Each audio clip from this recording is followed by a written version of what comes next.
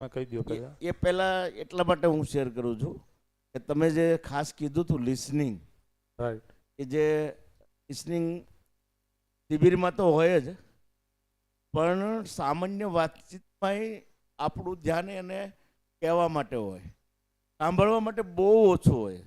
હા. અને જ્યારે સાંભળતા નથી ને ત્યારે જ નિષ્કર્ષ પૂરા નથી કાઢીએ કે એનો ભાવ શું છે, એ શું કહેવા માગે છે, અથવા એને શું કામ વ્યક્ત થવું એ પૂરી સમજ વ્યવહારમાં નથી આવતી. એ ધ્યાન દોરું. અને સાથે એક અદ્ભુત વાત મને રામભૈયાના ભીલવાડાના શિબિરમાંથી મળી, એ હું શેર કરવા માટે થઈને મેં માઇક લીધું ખાસ. બરોબર. તો શેર એટલા માટે કરું છું કે શ્યામભાઈએ કીધું આ લિસનિંગ બાબતમાં, તો એક બેને એવું શેરિંગ કર્યું કે તમે કહો છો એ બધી વાત સાચી, લિસનિંગ કરવું જોઈએ એ વાત સાચી, પણ આવી શિબિરમાં બેઠા હોઈએ ત્યારે કોક વ્યક્તિ બોલતા હોય અને મને એવો ભાવ થઈ જાય કે આ શું કામ બોલવા આવ્યા, તો એના માટે મારે શું કરવું? એટલે શ્યામભાઈએ સીધી વાત કરી કે હું તમને શ્રદ્ધેય નાગરાજ બાબાનો દાખલો આપીશ. તો એણે શું ઉદાહરણ આપ્યું? તો કે નાગરાજ બાબા જ્યારે 1949માં અમરકંટકમાં માતાજી સાથે એના પુત્ર સાથે સાધના કરવા આવ્યા અને સાધનાની 4-6 મહિના વર્ષ દિવસ શરૂઆત કરી, એટલે અમરકંટકના સંતો મહંતો કે જે આમાં આદર્શવાદ સાથે જોડાયેલા હતા એ આવવા માંડ્યા, કહેવા માંડ્યા કે આ 30 વર્ષે તો કઈ સાધના હોય, 30 વર્ષે શું કામ સાધના કરવાની? આપણે જે 4 વર્ણ કીધા એમાં 50 વર્ષ પછી સાધના શરૂ કરવાની હોય. એટલે બધા વારા ફરતી આવી અને કીધા રાખે આવા વર્ષ સાધના અત્યારે ના કરાય. બાબા શ્રદ્ધેય નાગરાજ બાબાજી એને સાંભળતા, પછી ઘડીક આપણે જેમ અત્યારે દુઃખી થાય એમ થતું હશે. એ પછી કોઈક બીજા એવા આવતા કે ભાઈ સંન્યાસી જ સાધના કરીએ, કે આ તું પત્ની બધું લઈને આવે તો સાધના સમાધિ જ ક્યાં થવાની છે? આ બધું કરવા પછી નિષ્કર્ષ શું હતો એ બહુ સમજવા જેવી વાત છે. એને 30 વર્ષ સાધનામાં એને ગૃહસ્થ જીવન સમાધિ કે સંયમ ન થાય આવો કરી, એના માટે એક જ બાબાજી એમ કહીને મારા શું મારી સાધનામાં બાધા ન આવે આ માટે પ્રત્યે જરા કે મારે ભાવ કે અભાવ કે વગર મારે મારા પ્રયાસ ચાલુ રાખવાના. આ કેટલી વાત છે બાબાજી યાત્રા કહે છે તો અહીંયા ત્યારે જો મારે મારી જાગૃતિ ચોક્કસ બધાને પડશે. એ શું મારું ધ્યાન નહીં, એ ધ્યાન દૂર મારી યાત્રા આગળ વધી. ધન્યવાદ. ખૂબ સરસ. રાઈટ. બ્રેક પહેલાનું શેરિંગ થયું એમાં એકાદ બે વસ્તુ એડ કરવા માંગીશ, ખાસ કરીને કારણ કે આ શિબિર છે એ રેકોર્ડ થઈ રહી છે, પછી એ ભવિષ્યમાં ઘણા લોકો સાંભળશે, અત્યારે અત્યારે તમે લોકો સાંભળો છો. બ્રેક પહેલા વાત થઈ એમાં વલ્લભ દાદાએ જે વાત કરી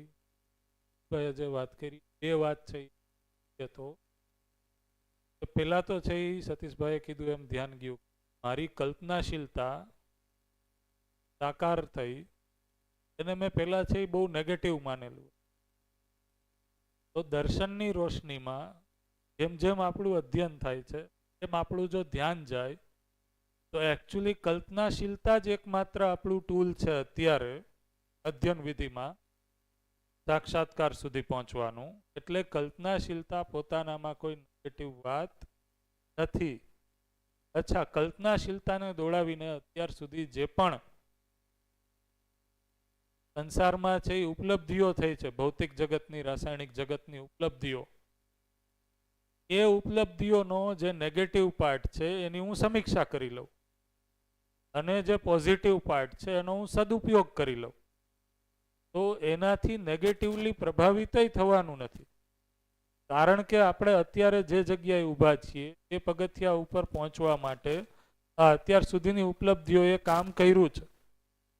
પછી એ દૂરદર્શન દૂરસંચારની પદ્ધતિઓ હોય કે કોઈ પણ મહત્વાકાંક્ષા કે સામાન્ય આકાંક્ષાની પદ્ધતિ, તો ઘણીવાર આ રિએક્શન આવે છે પરિચય શિબિર પછી, અત્યાર સુધી જે થયું છે એ કાંઈ કામનું જ નથી, નકામું છે, બધાને અપખોળો.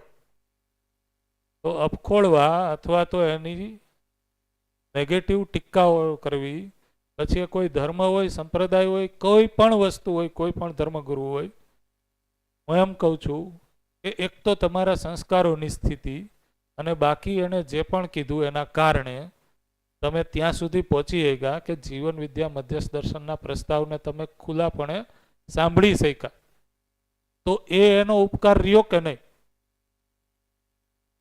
એની એટલા પાર્ટ પ્રત્યે આપણે કૃતજ્ઞ છીએ. બાકી જે અપૂર્ણતા રહી ગઈ એ અપૂર્ણતાને હવે આપણે પૂરી કરી લઈએ. તો દર્શનની રોશનીમાં શું અપૂર્ણતા રહી છે અત્યાર સુધી પરંપરામાં, એને જોઈ લેવી, એની સમીક્ષા કરી લેવી એ પણ અગત્યની છે. એ પૂર્ણ જતું એવું માની અને દર્શન હવે છે એ નવી વસ્તુ છે એને આપણે સમજીએ એમ પણ નથી. આ સમજાય છે? રાઈટ? જો શિબિર શું કામ ચાલુ થઈ ગઈ એનું એટલે હું કહું છું કે બધા જે તમારા શેરિંગ છે એ શેરિંગમાંથી એ સમજવા જેવું છે અને એના ઉપર છે એ આપણે વાતચીત ચર્ચા કરીએ.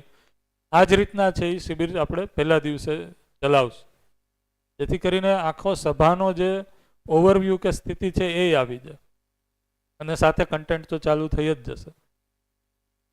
તો બે વસ્તુ મેં કીધી, એક તો કે પરંપરામાં જે પણ હતું એ બધું પૂર્ણ જ હતું અને આ નવું દર્શન છે, બરોબર, એને આપણે સમજી લઈએ. એ પણ અભિગમ પૂરો યોગ્ય નથી અથવા તો સચોટ નથી.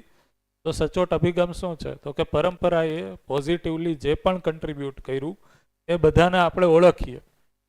અત્યારની શિક્ષણ પદ્ધતિએ જે પણ પોઝિટિવલી કન્ટ્રીબ્યુટ કર્યું, જેના કારણે મારી અંદર એટલી માનસિકતા તો બેઠી કે કોઈ ક્લાસરૂમમાં કોઈ નાત જાતના કે કોઈ આર્થિક સ્ટેટસ વિના હું એક ક્લાસરૂમમાં એક છત નીચે બેસીને આટલા કલાક છે કોઈ વસ્તુ સમજી શકું છું. એ આધુનિક શિક્ષાની દેન છે. તર્ક છે એ આધુનિક શિક્ષાની બહુ મોટી દેન છે. તો આધુનિક શિક્ષાની એ દેન પણ છે અને હું જોઉં સાથે સાથે અપૂર્ણતા પણ રહી ગઈ છે. શું અપૂર્ણતા રહી ગઈ છે? તો કે ચેતના વિકાસ મૂલ્ય શિક્ષા છે એમાં સમાહિત નથી. તો એ જીવન વિદ્યા મધ્યસ્થ દર્શન અને નાગરાજજી દ્વારા જે પ્રસ્તાવ મળ્યો છે એનાથી હું પૂરી કરી લઉં. જે વિજ્ઞાન છે એ અથવા ભૌતિકવાદ છે એ જ્યાં સુધી મને પહોંચાડ્યો, જેના કારણે હું અત્યારે આ બિલ્ડિંગમાં બેઠો છું, એક જગ્યાએથી બીજી જગ્યાએ જાઉં છું, દુનિયાના કોઈ પણ ખૂણે હું વાતચીત કરી શકું છું, તો એ પણ એનો એક પોઝિટિવ પાર્ટ છે, એની પણ કૃતજ્ઞતા. સાથે સાથે એનો જે દુરુપયોગ થઈ રહ્યો છે, મોબાઈલ ઇટ સેલ્ફ પ્રોબ્લેમ નથી, પણ એનો દુરુપયોગ જે થઈ રહ્યો છે એ માનસિકતાને જે ઓવરલોડ કરે છે. ભાઈ આપણે કાંઈ કારણ વિના છે એ યુટ્યુબમાં સ્ક્રોલ કર્યા જ રાખીએ, રીલ જોયા જ રાખીએ, ફેસબુકમાં સ્ક્રોલ. તો એ જે દુરુપયોગ છે એ કઈ રીતના સદુપયોગ થઈ જાય એ જો મને ખ્યાલ આવી જશે. પરંપરાએ પણ મારા માટે શું કર્યું એનો પોઝિટિવ પાર્ટ હું જોઈ લઉં, બરોબર. જો આપણે છે એને વખોડવાનું ચાલુ કરી દેશું, આ એના જેવું જ વાત છે. ભાઈ આપણા માતા પિતાની અંદર આપણા માટે જેટલી સમજ એને માનેલી હતી એટલી સમજ આપી જ ને. હવે આપણે છે દર્શન આવ્યું તો હવે એ સમીક્ષા કરી શકીએ છીએ કે એમાં શું પૂર્ણતા બાકી રહી ગઈ હતી. પણ એનો અર્થ એવો છે કે આપણે માતા પિતાને કે પેરેન્ટ્સને છે વખોડીએ, આપણે એની ટીકા કરીએ. એ સમીક્ષા થઈ ગઈ, એ પૂરું થઈ ગયું. નેક્સ્ટ સ્ટેપ આગળ વધીએ કે હવે હું માતા પિતા છું તો હું છે એ આવનારી પેઢીમાં છે એ શું આગળ એવું આપું જેથી કરીને એ સંતાન છે એ પૂર્ણતા સુધી પહોંચી જાય. તો આપણે આપે જે કીધું એ પ્રમાણે કે અત્યાર સુધી જે પણ વસ્તુ થઈ, જે પણ ફોલો કરી, એમાં તમે જે ક્રિયાપક્ષ છે એ ક્રિયાપક્ષ ખોટો નથી. હું એમ કહું છું કે તમે કોઈ સાર્થક વસ્તુ અત્યાર સુધી જે માનેલી હતી અને તમે હજારો લોકોને કહેતા, તો એ સાર્થક નહોતી, એ સમીક્ષા થઈ ગયું. હવે સાર્થક શું છે એને પહોંચાડવાની ટ્રાય કરીએ, પણ એમાં સેન્ટરમાં હું રહીએ, સેન્ટરમાં હું પોતે રહું. કે હું વોટ્સએપમાં કોઈને પણ છે એ સંદેશાઓ ફોરવર્ડ કરું છું, તો પહેલા હું તો જોઉં છું ને કે મારી અંદર આ વસ્તુ કેટલી આવી છે, અને એ આવી જાય એના માટે પ્રયાસરત છું. કદાચ અત્યારે નથી આવી, પણ આવી જાય એના માટે તો પ્રયાસરત છું. તો બની શકે કે મારા ફોરવર્ડ કરવાથી કોઈ વ્યક્તિને જે કોઈ એવી અણી ઉપર કે કોઈ બાઉન્ડ્રી ઉપર ઊભો છે એને એ કિકની જરૂર છે, એને એ મળી ગઈ. તો એ ક્રિયાપક્ષ પોતાનામાં છે એ કોઈ પ્રોબ્લેમ નથી. એની પાછળની જે માનસિકતા અત્યાર સુધી હતી કે લોકો સમજી જાય અથવા મને સમજાઈ ગયું છે, હું બધાને સમજાવી દઉં, એ પક્ષ આપણે સુધારી લીધો દર્શનની રોશનીમાં. હવે જે કરતા તે કરવાનું છે એ આપણી જે સ્થિતિ છે એ પ્રમાણે ચાલુ રાખીએ. કારણ કે હરેક વ્યક્તિની એક અલગ ડિઝાઇન છે, મેક છે, એની એક અલગ પ્રકારની રુચિ છે. ઘણા લોકો છે એ બહિર્મુખી થઈને જ ઘણી બધી વસ્તુ સમજે એવું હોય. ઘણા વ્યક્તિ એવા છે કે ભાઈ તમે મને હવે છોડી દો, હવે હું થોડાક દિવસ છે કાંઈ કોઈની યાર વાત કરવા માંગતો નથી. એ અંતર્મુખી થઈને જ સમજી શકે એમ હોય. જો અધ્યયન ચાલુ રહેશે દર્શનનું, તો એ અંતર્મુખી વ્યક્તિ પણ એક ફેઝ એવો આવશે કે એ સંતુલનમાં આવશે અને એ અંતર્મુખી અને બહિર્મુખી વચ્ચેના સંતુલન પૂર્વક જીવતો થશે. તો અધ્યયન છે એ સતત સૂચનાઓને સાંભળવી, એનું શ્રવણ કરવું, એના ઉપર મનન કરવું, એ જો ચાલુ રહેશે.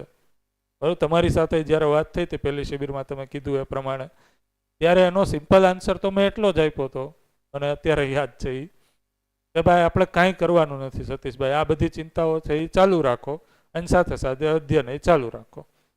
એ ચાલુ રહેશે એટલે આપણું જે પણ છે એ સંતુલન બિંદુ ધીમે ધીમે ધીમે હજી તમે જોશો કે આવનારા વર્ષોમાં આ જે પક્ષ છે ક્રિયા પક્ષ, એમાં પણ એક સંતુલન આપણી અંદર આવશે. તો ઘણીવાર છે એ જ્યારે આપણે આ દિશામાં બોલતા હોય કે આ બધી વસ્તુ છે એ મેં હવે કરવાની બંધ કરી દીધી અથવા તો એમાં આ બધું છે એ, તો મારી અંદર એના પ્રત્યે કોઈ વિરોધ ન આવે, એનું જે સહી પક્ષ છે એને હું પોતાની અંદર છે એ સ્થાપિત કરી રાખું, એ જરૂરી છે. કારણ કે આ બધી વસ્તુને અમે તો ભોગવી છે એટલે અમને ખ્યાલ છે. જે સતીશભાઈએ શેર કર્યું એના ઉપરથી મારું તરત જ ધ્યાન ગયું આ બધું શું છે, શું જરૂરી છે. આજે આર્કિટેક્ટે જે પોતાની કલ્પનાશીલતાનો ફેલાવ કર્યો એના કારણે છે એ શું કેવું બિલ્ડિંગ કરી નાખ્યું, અલ્ટિમેટલી ક્યાં કામ આવ્યું એમ. તો અલ્ટિમેટલી છે એ ત્યાં પણ વિરોધ ન આવે, કારણ કે વિરોધપૂર્વક તમે કોઈ વ્યક્તિ સાથે સંબંધપૂર્વક સમજાવી નહીં શકો. જ્યારે તમે જીવન વિદ્યાનો પ્રસ્તાવ કોઈને આપતા હશો ત્યારે એના કાર્ય પક્ષને લઈને કે એના વિચાર પક્ષને લઈને આ વ્યક્તિ બરોબર નથી એમ કરીને વાત કરશું, ત્યારની તમારી ભાષા, ત્યારની તમારી મુદ્રા એ ઓબ્ઝર્વ કરો તમે. અને જ્યારે મારી અંદર એ નિષ્કર્ષ, ભાઈ હું વાત કરું છું એ સમજાય છે ને બધાને, હાઈ લેવલ નથી થઈ જતું ને, મને કહેતા રહેજો. એટલે ગિરીશભાઈ સામે હું જોઉં છું એટલે એવું કાંઈ નથી ને.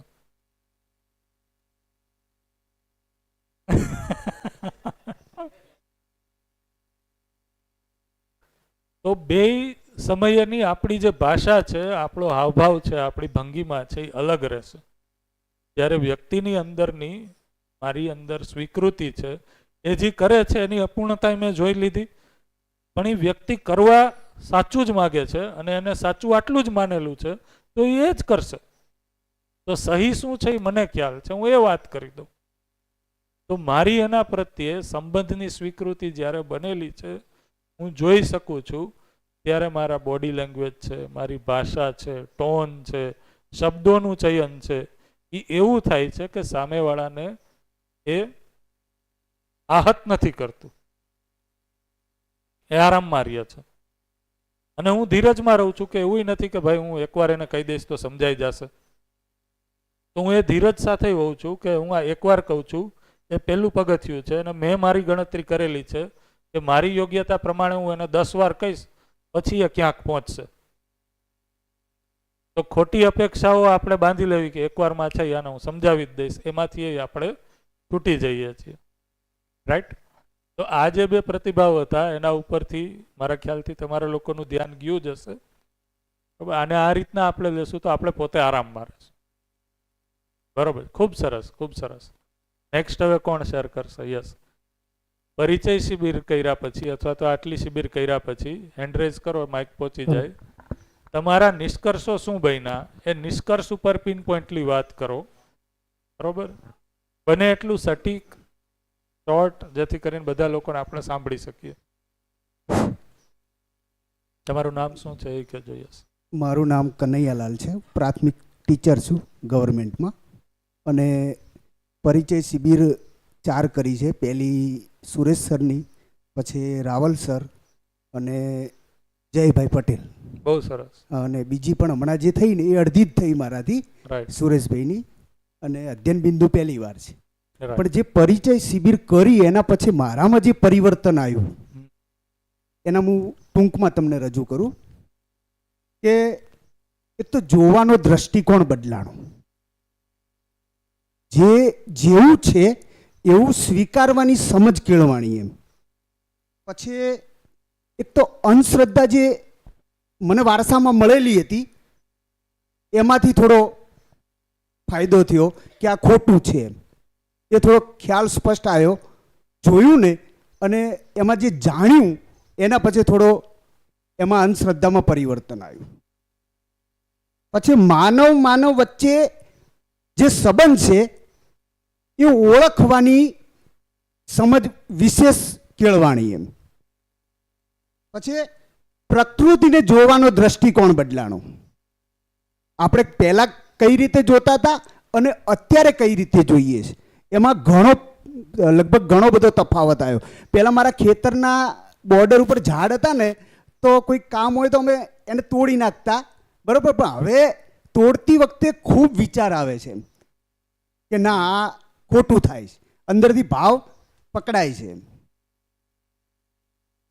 પછી સ્વયંમાં જોવાની અને સતત નિરીક્ષણ કરવાની આદત પડી. એમ વારે વારે ક્યાંક કામ કરતા હોય તો થોડુંક ડોક્યું અંદર થઈ જાય અનાયાસે આ શિબિરના કારણે.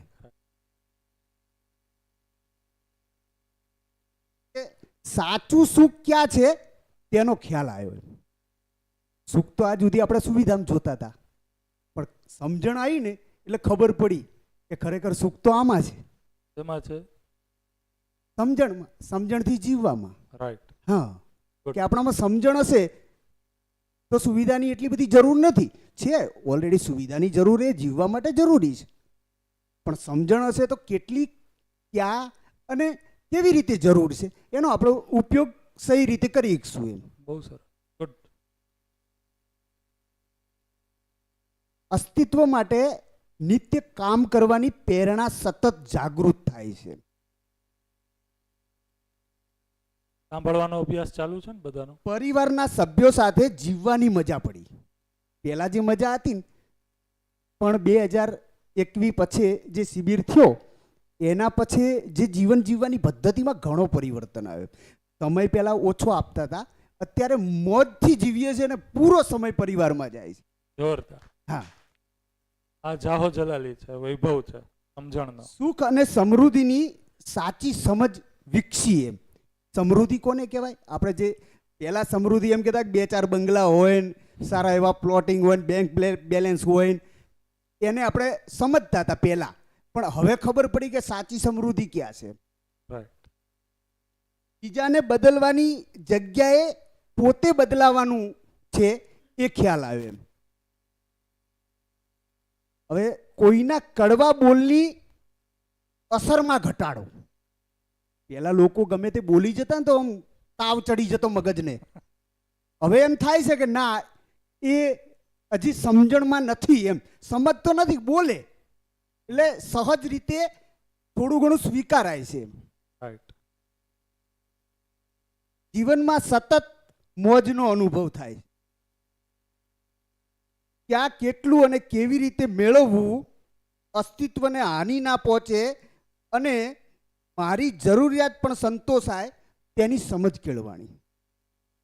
નિયમની ખબર પડી એટલે સુખ દુઃખમાં જે ઉભરો આવતો હતો ને, દુઃખનો ને સુખનો, એ સ્થિર થઈ ગયું. એમ થોડું પહેલાં શું થતું, નિયમની ખબર નથી એટલે આકસ્મિક કોઈ ઘટના બને એટલે આપણે એકદમ ગભરાઈ જતા, ડરી જતા કે હવે શું થશે શું થશે. પણ હવે ખ્યાલ આવી ગયો કે આ નિયમ પ્રમાણે જે અસ્તિત્વમાં છે, ઘટનાઓ ઘટવાની છે, ઘટી જ જશે, પણ એને આપણે કઈ રીતે જોવી છે એ ક્રમ બદલાણો, એમ જોવાની સિસ્ટમમાં પરિવર્તન આવ્યું.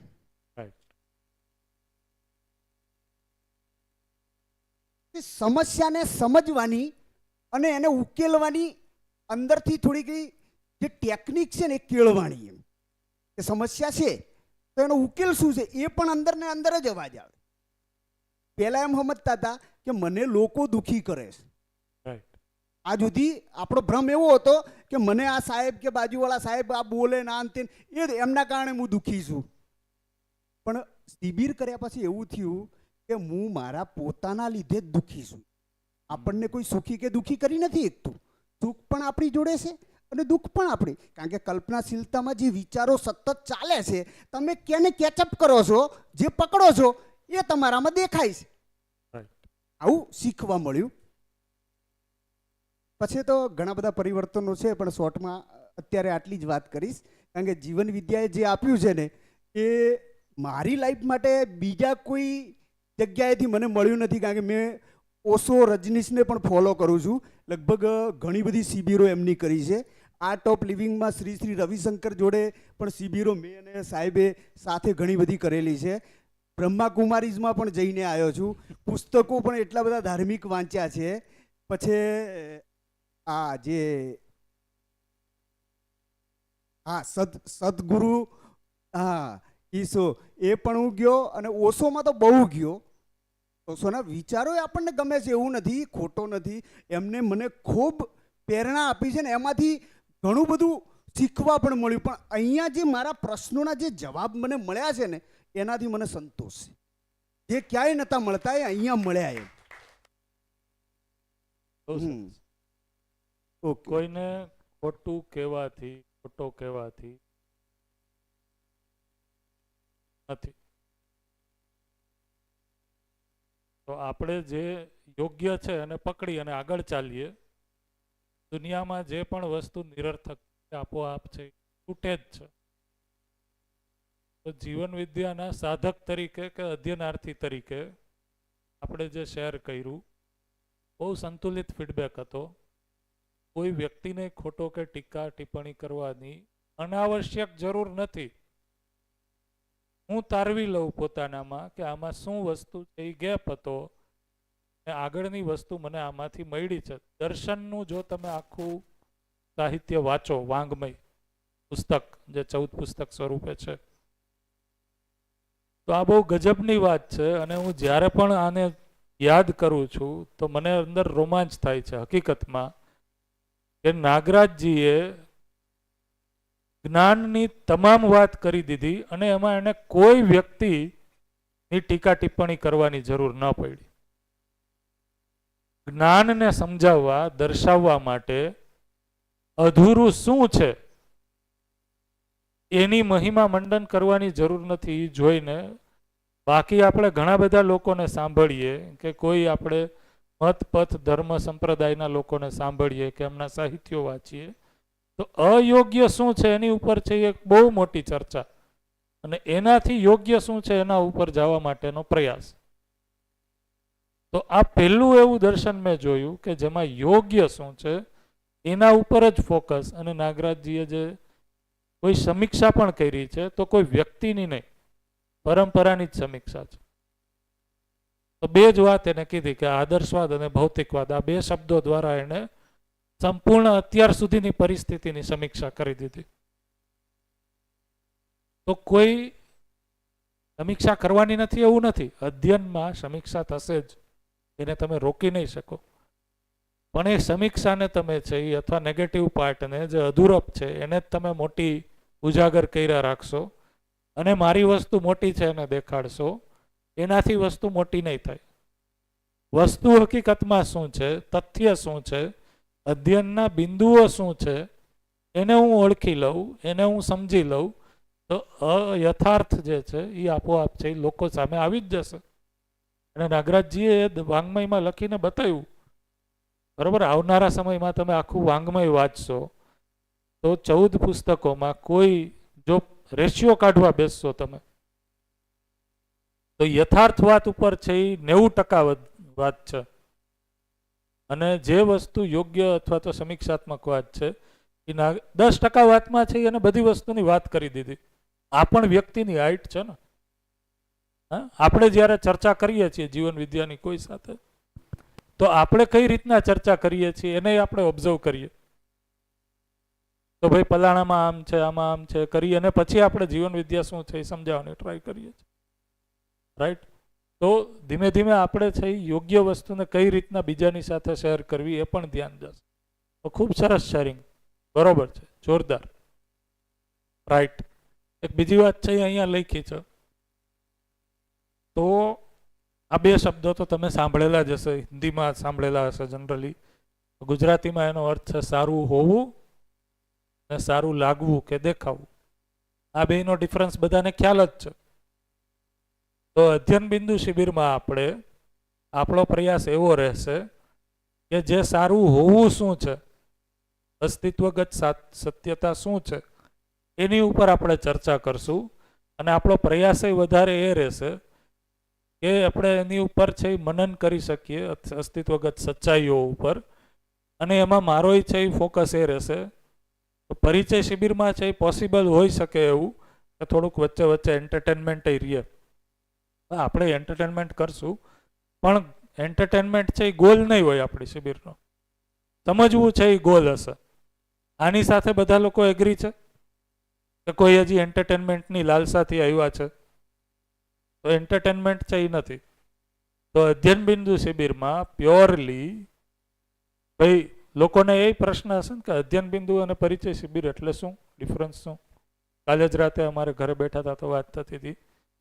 તો નાગરાજજીએ અનુભવ સંપન્નતામાં અધ્યયનમાં જે પણ વસ્તુ અધ્યયન કરી એના નિશ્ચિત બિંદુઓ છે, એ નિશ્ચિત બિંદુઓ આશરે બુકની અંદર છે એ અધ્યયન બિંદુ અને વિકલ્પ પુસ્તકમાં 42-46 બિંદુઓ સ્વરૂપે લખ્યા છે કે અસ્તિત્વમાં આટલા બિંદુઓ છે, એનું તમારે અધ્યયન કરવાનું છે, ચિંતન કરવાનું છે, સાક્ષાત્કાર કરવાનો છે, બોધ કરવાનો છે. તો એ અધ્યયનના બિંદુઓ ઉપરની ચર્ચાની જે શિબિર એને કીધું અધ્યયન બિંદુ શિબિર. અને એનો હેતુ શું છે? તો કે વ્યક્તિની અંદર વિકલ્પ સ્વરૂપે મધ્યસ્થ દર્શન સહઅસ્તિત્વવાદનો સ્વીકાર થવો. કે જીવવાનો વિકલ્પ છે એ શું છે? તો કે આ વિકલ્પ છે. તો પરિચય શિબિરનો હેતુ શું છે? તો પરિચય શિબિરનો હેતુ છે કે અત્યારે જે રીતના હું જીવું છું એની સમીક્ષા થઈ જાય અધૂરાઈની, કે એમાં કંઈક ખૂટે છે, અધૂરું છે. અને જીવન વિદ્યા મધ્યસ્થ દર્શન એ અધૂરપને પૂરી કરી શકે છે, એના માટે સહેમત થવું. અહીં આવી જાવ છે જગ્યા. એના માટે સહેમત થઈ જવું. એ સહેમતિ પછી નેક્સ્ટ સ્ટેપ શું છે? તો કે અધ્યયન બિંદુ શિબિર દ્વારા મને સ્વીકાર થવું કે હવે આ વિકલ્પ છે અને આ પ્રમાણે હું જીવવા માટે તૈયાર થઈશ. અને અધ્યયન બિંદુ પછી અધ્યયનનો ઉદ્દેશ્ય શું છે? તો કે અધ્યયનનો ઉદ્દેશ્ય એ છે, અધ્યયન બિંદુ શિબિર પછી નેક્સ્ટ સ્ટેપ શું છે? તો કે જે આ 14 પુસ્તકોની આપણે વાત કરીએ છીએ એનું વિધિવત પઠન થાય, એની પણ શિબિર હોય છે. આપણામાંથી ઘણા લોકોએ કરેલી પણ છે. તો એ અધ્યયન શિબિરનો હેતુ શું છે? તો કે એક બાબતો જે નાગરાજજીએ સત્યાપિત કરેલી છે એ એક બાબતોને હું તુલન વિશ્લેષણ, ચિત્રણ, મનન, ચિંતન, સાક્ષાત્કાર કરી અને મારા જીવવામાં કઈ રીતના લઈ આવવું એના માટેનો પ્રયાસ. આ થયું અધ્યયન શિબિર. તો પરિચય, અધ્યયન બિંદુ અને અધ્યયન શિબિર, આ ત્રણેય વચ્ચેની છે એ જે આખી જોડતી કડી છે એ સમજાય છે બધાને? આ ખ્યાલ આવે છે? રાઈટ? બધા લોકો ક્લિયર? આમાં કોઈને કાંઈ ડાઉટ હોય તો હજી પૂછી લ્યો. અધ્યયન બિંદુ શિબિર ઉપર કોઈને કાંઈ સ્પષ્ટતાની જરૂર હોય તો. Okay, good. તો આગળ કોણ શેર કરવા માંગે છે? યસ મયુરભાઈ, ગુડ. એ આપે જે એક વાત શેર કરી એમાં એક વસ્તુ મને ધ્યાન ગઈ. આ વસ્તુ એક જ મિનિટ, આને એડ કરી દઉં. બધા લોકોએ આમને સાંભળ્યા બરોબર? જો એમના શેરિંગમાં એક વસ્તુ હતી કે હું ખેતરે જતો હતો તો ઝાડવા જોઈ અને કાપવાનું મન થતું હતું, શેઢે હોય. તો જીવન વિદ્યાનું અધ્યયન અથવા તો આ શિબિર એ ઓલ ઇન વન પ્રોગ્રામ છે. એમાં હું આવી ગયો, મારી અંદરના અંતરવિરોધને સોલ્યુશન આવી ગયું, પરિવાર આવી ગયો, પરિવારના જે દુઃખ દર્દ કલહ છે એનું સોલ્યુશન આવી ગયું, સમાજમાં ભાઈ અમુક લોકોને સમાજમાં જ કામ ઝંડો ઉપાડીને દોડવાની ટેવ છે તો એ પણ આવી ગયું, અને પ્રકૃતિનું સંરક્ષણ કઈ રીતના કરવું એ પણ આવી ગયું. અને એની નિરંતરતા કે આવર્તનશીલતા આ વિધિથી જ છે. કોઈ પણ સત્યાગ્રહ કે આંદોલન એક ક્ષણિક તમને મોટિવેટ કરી શકે છે, એની એક ઉપલબ્ધિ છે, એ થયા રાખે, આપણો કોઈ વિરોધ નથી. પણ હરેક વ્યક્તિ પોતાના સ્તરે, પારિવારિક સ્તરે જ્યારે આ વસ્તુ સમજશે, ભાઈ ગવર્મેન્ટે તો છે એ નિયમ આપી દીધો પોલ્યુશનને અટકાવવા, એક કયો તો કે સૂકો કચરો ને ભીનો કચરો અલગ કરો, એનું કલેક્શન કરવા માટે અલગ અલગ કલેક્શન માટે આવે છે. પણ ઘરમાં વ્યક્તિને છે એની યોગ્ય એની તકેદારી લેવા માટેની દ્રષ્ટિકોણ નહીં હોય તો ગવર્મેન્ટ કરવા આવશે? ભાઈ ગવર્મેન્ટ તમારા ઘરે આવશે કે આ બે કચરાને અલગ કરો, અમે ટેન્કરમાં તો અલગ નખાવડાવીએ છીએ? નહીં આવે. તો એ છે એ પોતાની અંદર વૈચારિક પરિમાર્જનથી જ આવશે. એ જ્યારે થશે ત્યારે એ સૂકો અને ભીનો કચરો કેટલો હું કરું એ ધ્યાન જશે. તો આવર્તનશીલતા છે એને ઓળખવી એ ઉપાય છે. ત્યાં સુધી આંદોલન કરીએ એમાંય કાંઈ આપણને વાંધો નથી, પણ એની આવર્તનશીલતા નથી. વ્યક્તિને સમજવું, વૈચારિક રીતના તૈયાર થવું એ મેઇન છે. રાઈટ? તો ખૂબ સરસ, એ શેરિંગ સારું હતું. ગુડ. ઘણીવાર લોકો એવું કહે છે કે જીવન વિદ્યા સમજવાથી લોકો છે એ પછી આ બધા કામ તો કરતા બંધ થઈ જાય છે. ગ્લોબલ વોર્મિંગનું શું? આ એનું એક્ઝામ્પલ છે કે વ્યક્તિગત લેવલ ઉપર તો કામ લોકો કરે જ છે, અને એ જ છે એ મોટું કામ થાય છે. કારણ કે એની ઇમ્પેક્ટ છે એ આપણા ઘર પરિવારના બધા લોકો ઉપર, બાળકો ઉપર. ભાઈ એનર્જીનું કન્ઝપ્શન છે એ તમારા ઘરમાં સમજવાના કારણે ઘટ્યું કે વધ્યું, આવો એક ડેટા આપણે કાઢીએ તો જો તમે જોશો તો ખ્યાલ આવશે કે ઘટ્યું જ છે. ભાઈ તમારો કપડા પ્રત્યેનો છે એ જે સન્માન માટેનો જે આગ્રહ હતો કપડાથી લઈને, એ છે એ આનાથી નિયમિત થયો કે નહીં, સંયમિત થયો કે નહીં થયો? તો તમે ડાયરેક્ટલી ઇનડાયરેક્ટલી પર્યાવરણના કંટ્રોલમાં છે એ કોઈ ફાળો આપો છો કે નહીં? આપીએ જ છીએ.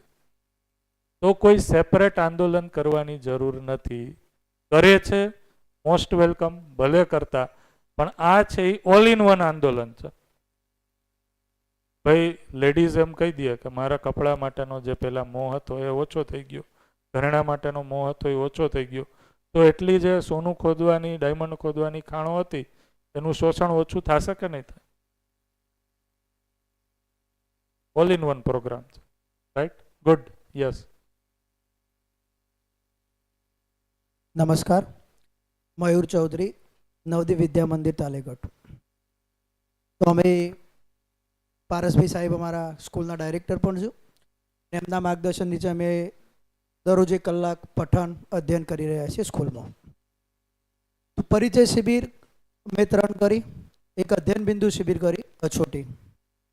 તો એના પછી ઘણો બધો દ્રષ્ટિકોણ, માનસિકતા મારી પણ બદલાઈ. કૃતજ્ઞતા પહેલાં હું એવું સમજતો હતો કે થેન્ક યુ કહી દેવાનું, કોઈ આપણું કામ કર્યું તો થેન્ક યુ એટલે કૃતજ્ઞતા. પણ હવે ખબર પડી કૃતજ્ઞતા એટલે ધારો કે હું હાઈવે ઉપરથી આવી રહ્યો છું, કોઈ જગ્યાએ ટ્રાફિક છે, ટ્રાફિક પોલીસ ત્યાં ઊભી છે અને એ સારું કામ કરે તો મને થેન્ક યુ કહી દઉં, એ કૃતજ્ઞતા નથી. પણ હું ટ્રાફિકના નિયમોનું પાલન કરું એ જ સાચી કૃતજ્ઞતા છે. તો એ પણ એક સમજમાં આવ્યું. તો સરસ. બીજું, પારસભાઈને એકવાર પ્રશ્ન પૂછ્યો હતો સંવેદનશીલતા અને સંજ્ઞાનશીલતા. તો એ પણ મારું ક્લિયર થયું હતું કે સંવેદનહીનતા એટલે હું મારા સારા માટે બીજાનું નુકસાન પણ પહોંચાડી દઉં તો સંવેદનહીનતા છે. પણ સંજ્ઞાનશીલતા એટલે હું કંઈક ઉપયોગી થવું, પણ એનાથી પણ મોટું કામ છે સંજ્ઞાનશીલતા એટલે હું એ વ્યક્તિને એને લાયક બનાવી દઉં. જેવી રીતે સોમભાઈ હોય, પારસભાઈ હોય, હાલ એ જ કામ કરી રહ્યા છે એ આપણને એક સારા માનવ બનાવવા માટેના પ્રયત્નો કરી રહ્યા છે. તો એ સંજ્ઞાનશીલતાની અંદર છે. અમે તો હજી સંવેદનહીનતા અને સંવેદનશીલતામાં જ છીએ. આમથી આમ થયા કરીએ છીએ. બીજી વાત કરી કે ઘણી વખત શિબિર કરીએ ત્યારે એવું કહેવામાં આવે કે આ વસ્તુ જો શિક્ષામાં આવી જશે ને તો ઘણું બધું થશે. એટલે મને પ્રશ્ન થતો કે શિક્ષામાં આવવાથી કઈ રીતે? ધીરે ધીરે શિબિર કરી, પ્રબોધકોનું હોભળ્યા, સાહેબનું હોભળ્યા, એના પછી ખબર પડી કે શિક્ષામાં આવવાથી કઈ રીતે પરિવર્તન આવે. તો એક તો વાત હતી કે ભાઈ કોઈ પણ બાળક જન્મશે તો આપણે વાત કરી કે જન્મથી જિજ્ઞાસુ હોય છે, ન્યાયનો યાચક હોય છે, સત્ય વક્તા હોય છે. તો શું એ 18-22 વર્ષનો થાય તો આમાંથી કશું જ નહીં હોતું? આવું કેમ થાય છે? એ તો ધન પર, એને તો નોકરી પૈસા પાછળ જ ભાગે છે, ખોટું બોલતો થઈ જાય છે, પ્રદૂષણ કરતો થઈ જાય છે, ગુના કરતો થઈ જાય છે. આવું કેમ? તો એ વસ્તુ ખ્યાલ આવી કે ભાઈ કોઈ વ્યક્તિ શિક્ષા લે છે તો મોટા ભાગે એક બાળક હોય છે, એક બાજુ શિક્ષક હોય છે, એક બાજુ સમાજ છે અને એક બાજુ આખી શિક્ષણ પદ્ધતિ છે.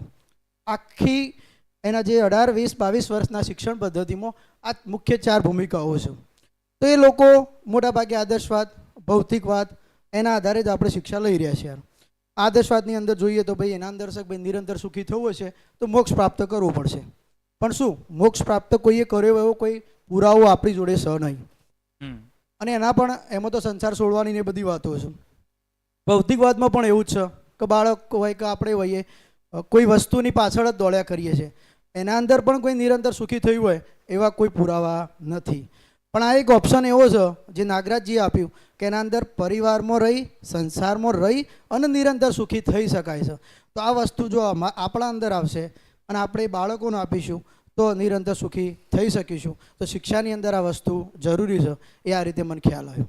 રાઈટ, બહુ સરસ, ગુડ. બીજું જે દ્રષ્ટિકોણની વાત કરું તો માતા પિતા ઘણીવાર ખેતીનું ને બધું કામ સાથે જોડાયેલા છે.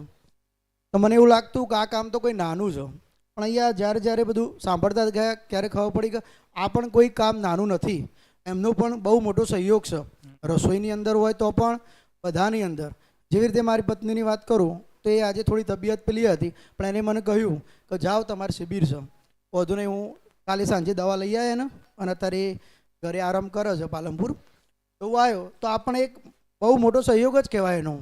એટલે આ પણ એક કૃતજ્ઞતાનું પેલું કહેવાય. રાઈટ.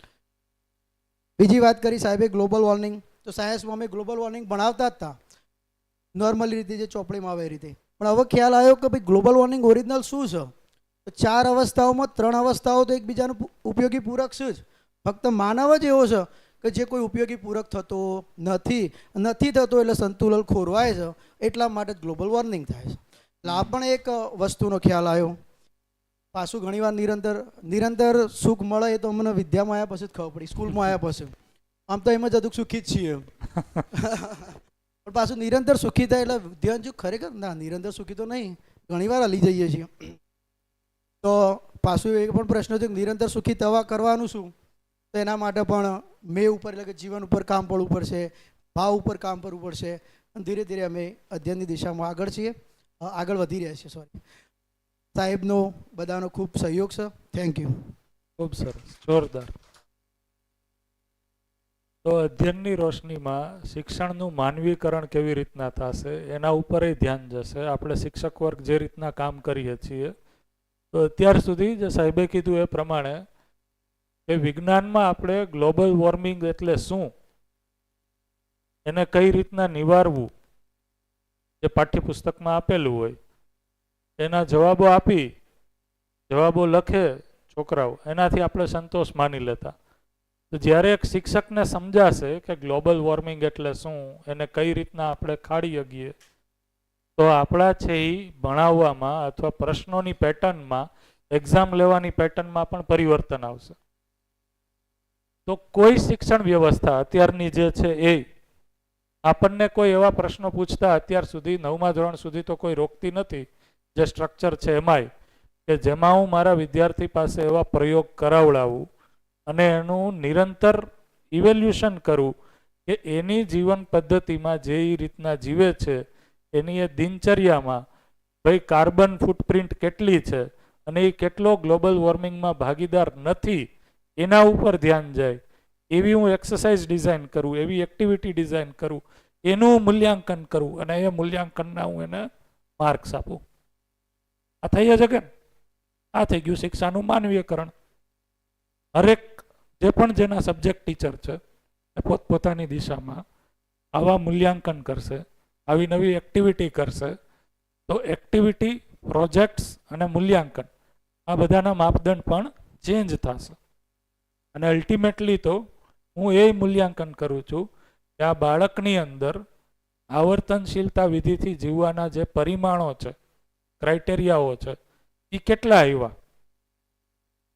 ખ્યાલ આવે છે? આપણે બાળકોની સાથે સિમ્પલ જ એક્ઝામ્પલથી વાત કરીએ કે ભાઈ ઘરેથી સ્કૂલે અને સ્કૂલેથી ઘરે જવામાં છે એ શેનો ઉપયોગ કરે છે અને એ ઉપયોગ એને અલગ રીતના કરી શકે છે ને એક પોસિબિલિટી દેખાડીએ. પોસિબિલિટી દેખાડવાની જ વાત છે. હું એમ નથી કહેતો કે આ જ રીતના કરવું જોઈએ. જો પોસિબિલિટી દેખાડશું તો અહીંયા પોસિબલ હશે તો અહીંયા કરશે, નહીતર બીજા ક્યાં ક્યાં પોસિબલ છે એ આપણે જોઈ શકશું. અને આવા જેટલા પણ આવા છે એ અભ્યાસો બાળકોએ કર્યા એનું વર્ષાંતે છે એ કલેક્શન કરીએ અને એ કલેક્શનને આપણે બધા સાથે પ્રેરણાત્મક વાત તરીકે શેર કરીએ કે અમારા બાળકોએ આટલો ભોજનનો દુરુપયોગ, કપડાનો દુરુપયોગ, વસ્તુઓનો દુરુપયોગ, પેટ્રોલનો દુરુપયોગ, ટાયડો છે અને ઝાડવાઓ વાવવા જોઈએ, એનું જતન કરવું જોઈએ, આ દિશામાં આટલું કામ કર્યું છે, કામ પૂરું થઈ ગયું અને કરે છે હજી અત્યારે, એ દેખાડી દઈએ. તો શિક્ષણ થકી કઈ રીતના બાળકો જ્યારે નાના છે ત્યારથી જ આપણે સબ્જેક્ટને એકચ્યુઅલમાં બાળકોને જીવતા કરી શકીએ એની સંપૂર્ણ અત્યારે છે એ એક રીતના કહીએ તો તમારી સાથે અધિકાર છે જ, એ અધિકારને આપણે ક્રિએટિવલી વાપરીએ. રાઈટ? બહુ સરસ, ગુડ. હું કહું છું એ હતા નહીં, એનાથી સેન્સ બને છે ને, સમજાય છે ને? કોણ હવે આગળ શેર કરશે? હું રાવલ હર્ષા એન્ડ પરિવારમાંથી જ છું.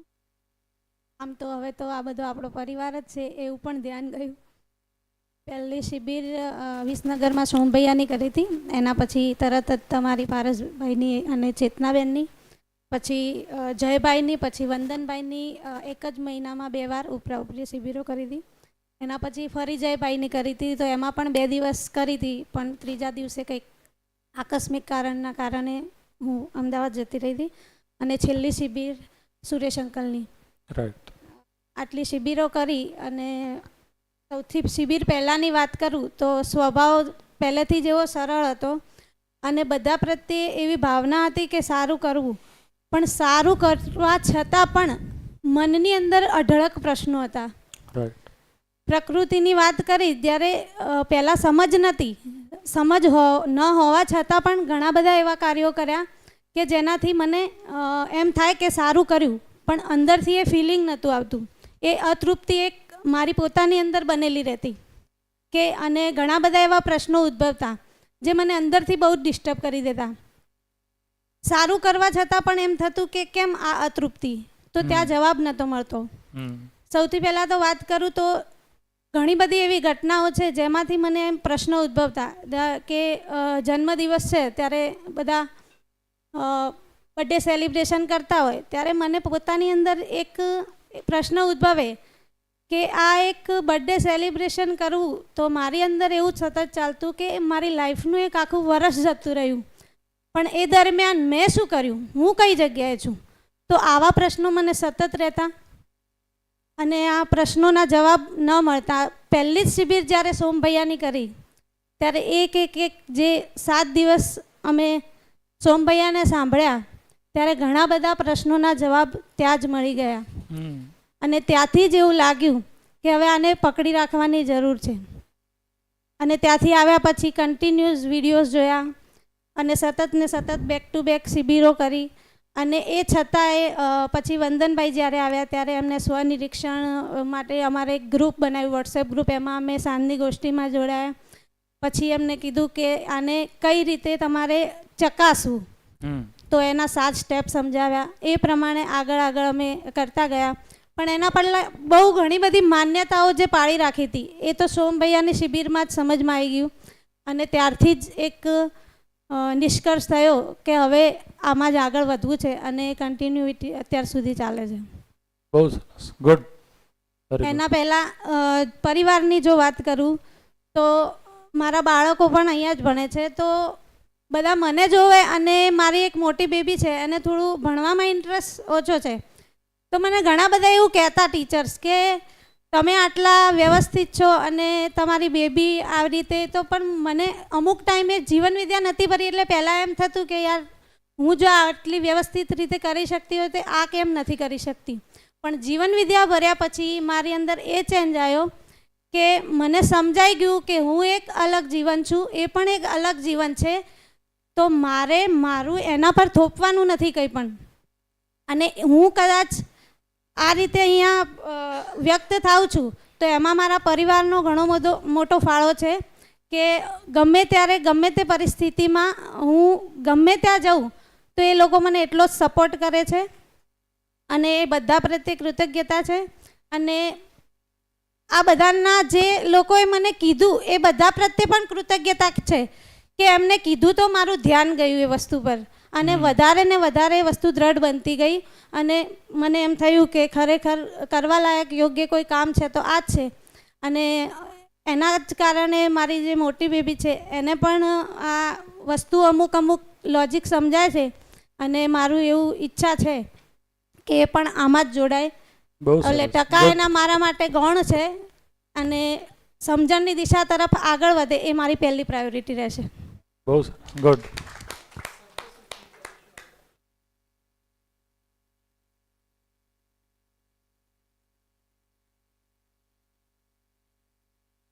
માઇક આપો, તમે કહી દો પાછું એકવાર.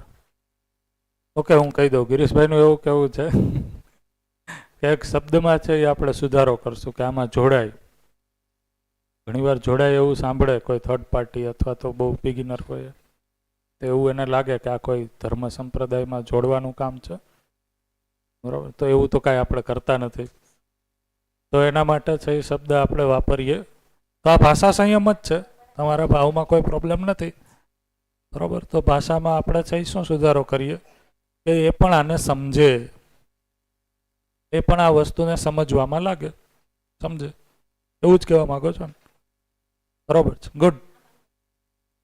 એકાદ બે વસ્તુ એમણે જે કીધી એમાં એડ મારા તરફથી એ કહેવા માંગીશ કે જ્યારે એક પેરેન્ટ્સને આ વસ્તુ સમજાઈ જાય છે કે મારું બાળક છે એ પર્સન્ટેજ લેવા માટે જન્મ્યું નથી, ત્યારે આ જે પ્રેશર છે સમાજમાં પર્સન્ટેજને લઈને કે અમુક પ્રકારના વ્યવસાયને લઈને જ આપણી છે એ રુચિ છે કે જો એ વ્યવસાયમાં જાય તો જ આપણું બાળક છે એ સફળ છે, બરાબર. એ છે એ કેટલું ઘટે છે એના ઉપર ધ્યાન જાય છે. અને જો આપણે તમે કારણ કે હાયર એજ્યુકેશનમાં બાળકોને મોકલો છો, 11-12માં તમારા બાળકો છે અહીંયા, એટલે અહીંયાથી જાય છે, તો તમે એ દુનિયા સાથે કનેક્ટેડ છો ને. મેં તો એમાં કામ કર્યું છે એટલે મને ખ્યાલ છે. દુનિયા છે એ જે હાયર એજ્યુકેશનના ક્ષેત્રમાં છે એ બહુ રેપિડલી ચેન્જ થઈ રહી છે. તો ઘણા બધા લોકોના ચકાસવાના પરિમાણો જે છે, ક્રાઇટેરિયા છે એ બદલાઈ રહ્યા છે. તો કોઈ કંપની હવે ઈચ્છતું નથી કે તમારા બાળકને કેટલા પર્સન્ટેજ છે એના કારણે અમે છે એ તમને લેશું. એ એક પહેલું સ્ટેપ હોઈ શકે ફિલ્ટર કરવા માટે. એમાંય હું એમ કહું છું કે જો કોઈ વ્યક્તિએ કોઈ સ્કિલમાં અસામાન્ય વસ્તુ હાંસલ કરેલી છે તો એ પર્સન્ટેજનું મોહતાજ નથી એન્ટર કરવા માટે. અને જો તમે અમુક છેલ્લા વર્ષોમાં જુઓ તો જે રીતના લોકો કોઈ ખાસ ભણતર નથી પણ એની રુચિ હોવાના કારણે જે તે ક્ષેત્રમાં આગળ જે રીતના વધ્યા છે, તો એક બહુ મોટો ડાયમેન્શન ઓપન થઈ ગયો છે. લોકોને હવે આવનારી પેઢીને એની રુચિ પ્રમાણે કામ કરવાનું. જો પૈસાની જ વાત હોય તો ભાઈ અસામાન્ય રીતના પૈસા કમાણા છે, અસામાન્ય સમયમાં, બહુ ઓછા સમયમાં લોકો કોઈ અસામાન્ય નોકરી અથવા તો રુચિ પૂરી કરીને, નોકરી એ નહીં, તો એ પણ આપણે કોઈ બર્ડન રાખવાની જરૂર નથી. હા, તમારું બાળક પહેલેથી જ કોઈ પર્ટિક્યુલર સ્કિલમાં આગળ વધવા માગે છે અને એ જ વસ્તુ કરવા માગે છે તો એ કરીએ, એમાંય કોઈ પ્રોબ્લેમ નથી. પણ અત્યારે ઘણા બધા ડાયમેન્શન ઓપન થઈ ગયા છે. તમે જુઓ તો યુટ્યુબના નામે છે અથવા તો અલગ ઘણી બધી એવી સ્કિલ્સ છે બરોબર, આઈટી સેક્ટરની સ્કિલ છે, નોન આઈટી સેક્ટરની, ઓર્ગેનિક ફાર્મિંગની, આ તે બધી સ્કિલ તમે જોવો. કેટલા એવા એક્ઝામ્પલ અત્યારે છાસ સવારે છે એ જોવા મળે છે કે જેને હજારો લાખો રૂપિયાનું પેકેજ આઈટી સેક્ટર કે મેડિકલ સેક્ટરનું છે એ છોડી અને બીજું કંઈક કામ કરવાનું સ્ટાર્ટ કર્યું અને એમાં એટલું એ સક્સેસફુલ થઈ ગયું, રાઈટ? તો અલ્ટિમેટલી તો આપણે બાળકને એ દ્રષ્ટિકોણ આપી શકીએ કે જેનાથી એ કોઈ એક આત્મસન્માનપૂર્વક પોતાની આજીવિકા જીવી શકે આવશ્યકતા પ્રમાણે. એ જરૂરી છે, નહીં કે એ કોમ્પિટિટિવ વર્લ્ડમાં વયું જાય, બરોબર, અને એના કારણે છે એ પોતાને જે કરવું હતું એનો હજી એને પ્રશ્ન રહીએ કે આ તો મને ન કરવા દીધું, કરવું હતું તો મારે આ.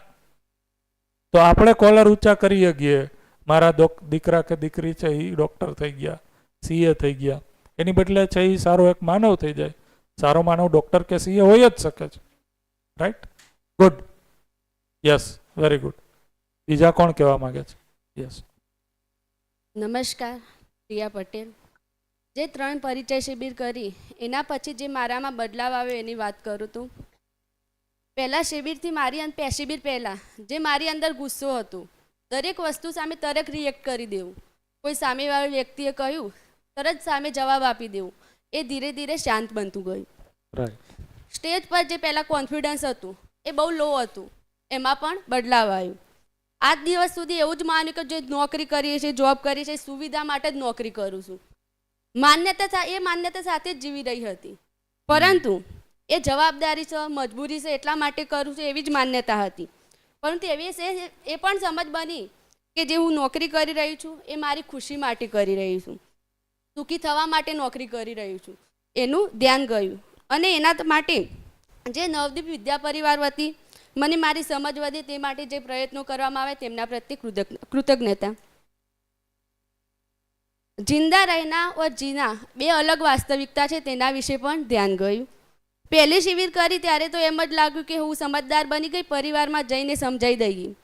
પરંતુ આપણા સમજાવવાથી કોઈ સમજતું નથી, આચરણ દ્વારા જ સામેવાળી વ્યક્તિ આપણા ઉપર સમજદાર બને છે.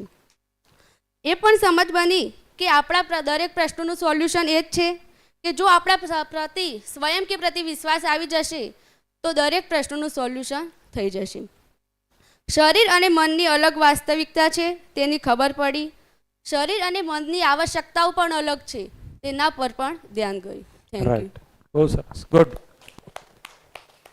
ગુડ. બીજા કોઈ? યસ. નમસ્તે, હેમાંગી પ્રજાપતિ. હું પણ નવદીપ પરિવારમાંથી જ આવું છું. સમર્થ પરિવાર અને નવદીપ પરિવાર અમને ખૂબ જ સપોર્ટ કરે છે ઓલવેઝ.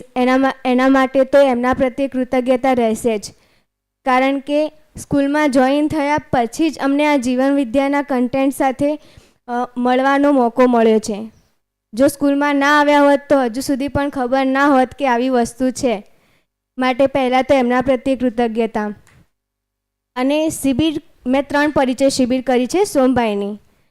શિબિર કર્યા પછી મારા અંદર પર્સનલી મને શું ફેરફાર જોવા મળ્યા તો એના વિશે વાત કરું તો પહેલાં તો મને સ્વયં મારી અંદર ધ્યાન જતું ગયું કે પહેલાં તો આપણે કોઈ પણ કાર્ય કરતા તો હું બરાબર જ કરું છું, એમ મને આવડે જ છે. પરંતુ સ્વયંમાં ધ્યાન જાય તો એ ખબર પડે છે કે ના, મારી અંદર પણ કંઈક ગેપ હશે, કંઈ સુધારવાની જરૂર છે, સારી બાબતો પણ છે. અને જો એ બાબત પ્રત્યે સ્વીકૃતિ આવી જાય તો પછી એનાથી જે કાર્ય ના થાય અને જે દુઃખ થાય છે એ નથી થતું, પરંતુ સ્વીકૃતિ હોય છે કે ના, મારી આ સુધારવાની જરૂર છે માટે આ થયું છે, તો દુઃખ નથી થતું. પરંતુ આપણે કઈ રીતે એને દૂર કરી શકીએ એના ઉપર ધ્યાન જાય છે. તો આ સૌથી મોટી બાબત છે. એના પછી કૃતજ્ઞતા ભાવ, જે સરે કહ્યું એ કે પહેલાં તો હું પણ થેન્ક યુ સમજતી હતી કે કોઈ પણ એક આપણી મદદ કરી હોય, કંઈ કર્યું હોય તો થેન્ક યુ કહી દેવાનું એટલે પૂરું. અને જ્યારે હું ભણતી હતી અને અત્યારે જોબ પણ કરું છું તો ઘરે જાઉં એટલે આમ ચીડીઓ કરતી, એમ ગુસ્સો કરતી કે આખો દિવસ ભણીને આવ્યા છીએ, જોબ કરીને આવ્યા તો બી અમારે આ જ કરવાનું, એવી રીતે જાણે કંઈ મોટું કામ કરીને ના આવ્યા હોય એવી રીતે. પરંતુ હવે ધ્યાન જતું ગયું કે ના, હું જે કરું છું એમાં મારા પરિવારની પણ ભાગીદારી છે, એ બધા મારી પાછળ છે માટે હું આ કરી શકું છું. નો ડાઉટ પહેલાં પણ ખબર જ હતી કે બધા મારી સાથે છે, કરે છે, પરંતુ જે સમયે જે વ્યવહાર કરતા હતા, ગુસ્સો કરતા, તે વખતે યાદ નહોતું આવતું. અંદર તો હતું જ, પરંતુ જીવન વિદ્યામાં આવ્યા પછી એ વધારે ક્લિયર થાય છે.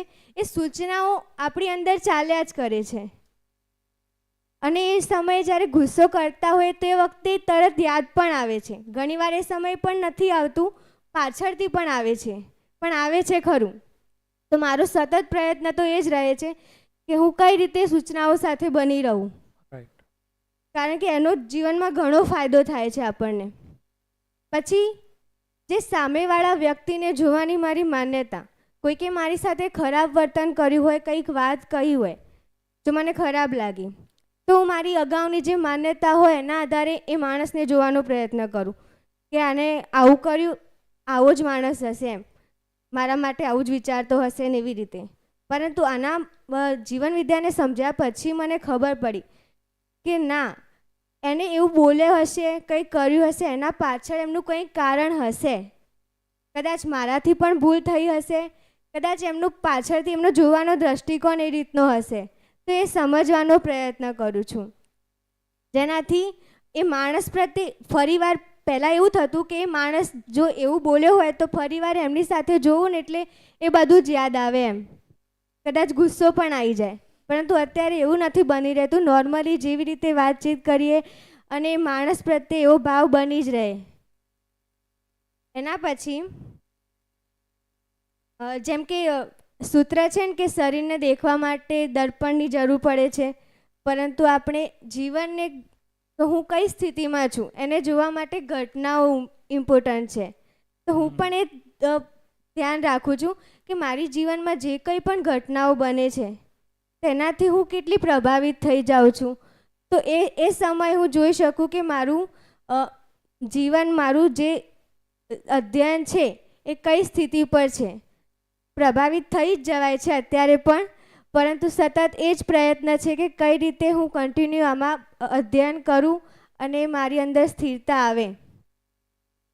અને ઘરે પણ મને દાદાએ કહ્યું એ રીતે શ્યામ ભૈયાનું ભીલવાડાનું અભ્યાસ સત્ર, તો મને પણ એ સારું ગમે છે, કારણ કે એમાં શ્રવણ, મનન, નિધિધ્યાસન, તો એમાં શ્યામ ભૈયાએ સરસ રીતે કહ્યું છે કે શ્રવણ કરવું પણ કઈ રીતે, તો અર્થ સાથે, અને સતત કોઈ પણ જો પ્રશ્ન હોય તો તરત પૂછી લેવો. તો જો આપણા અંદર પ્રશ્ન રહેશે તો સ્વીકૃત નહીં થાય, અને સ્વીકૃત થશે તો જ આપણે એના ઉપર કાર્ય કરી શકશું. તો એ મને વધારે એ ગમે, અને મને જેમ ટાઈમ મળે એ રીતે હું જોવાનો પ્રયત્ન કરું છું. બહુ સરસ. Good good. યસ, બધા લોકો સાંભળે છે ને? સાર્થક લાગે છે ને?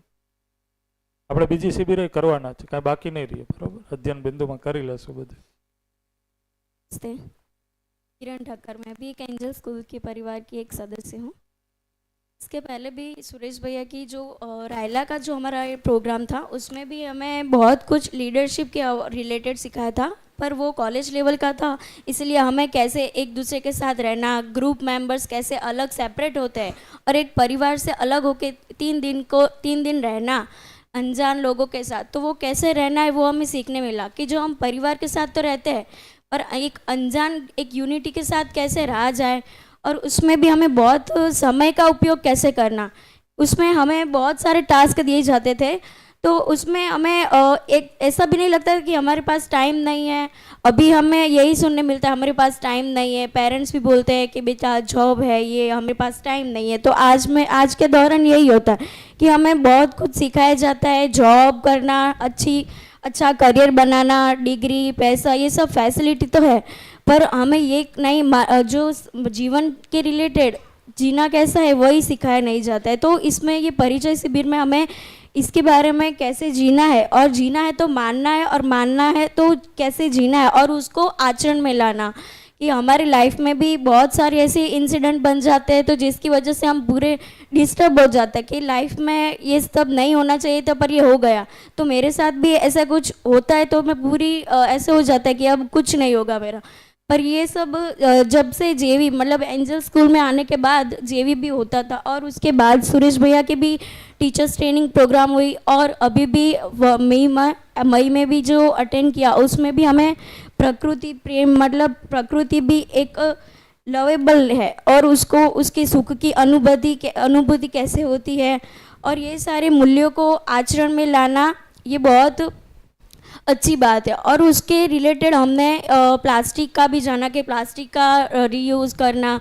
तो हमने जो रोटरी यूथ लीडरशिप अवार्ड का प्रोग्राम था उसमें भी हमने ग्रुप बनाकर, और जो स्लम एरिया के बच्चे हैं उनको एक अभ्यास देना कि जो शिक्षा प्राप्त नहीं कर सकते, तो हमने एक ग्रुप बनाया है। वो अभी भी डीसा में रोटरी क्लब के रिलेटेड हम टीनेज के जो ग्रुप्स हैं मिलकर हम बच्चों को पढ़ाते हैं। तो हमने ये भी सोचा है कि प्लास्टिक का भी ऐसे ही कुछ होना चाहिए कि हम बच्चों के रिलेटेड और आसपास के जो हमारे रहते हैं जो कमेटी उनको भी इवॉल्व करके कुछ नया प्रयास करें।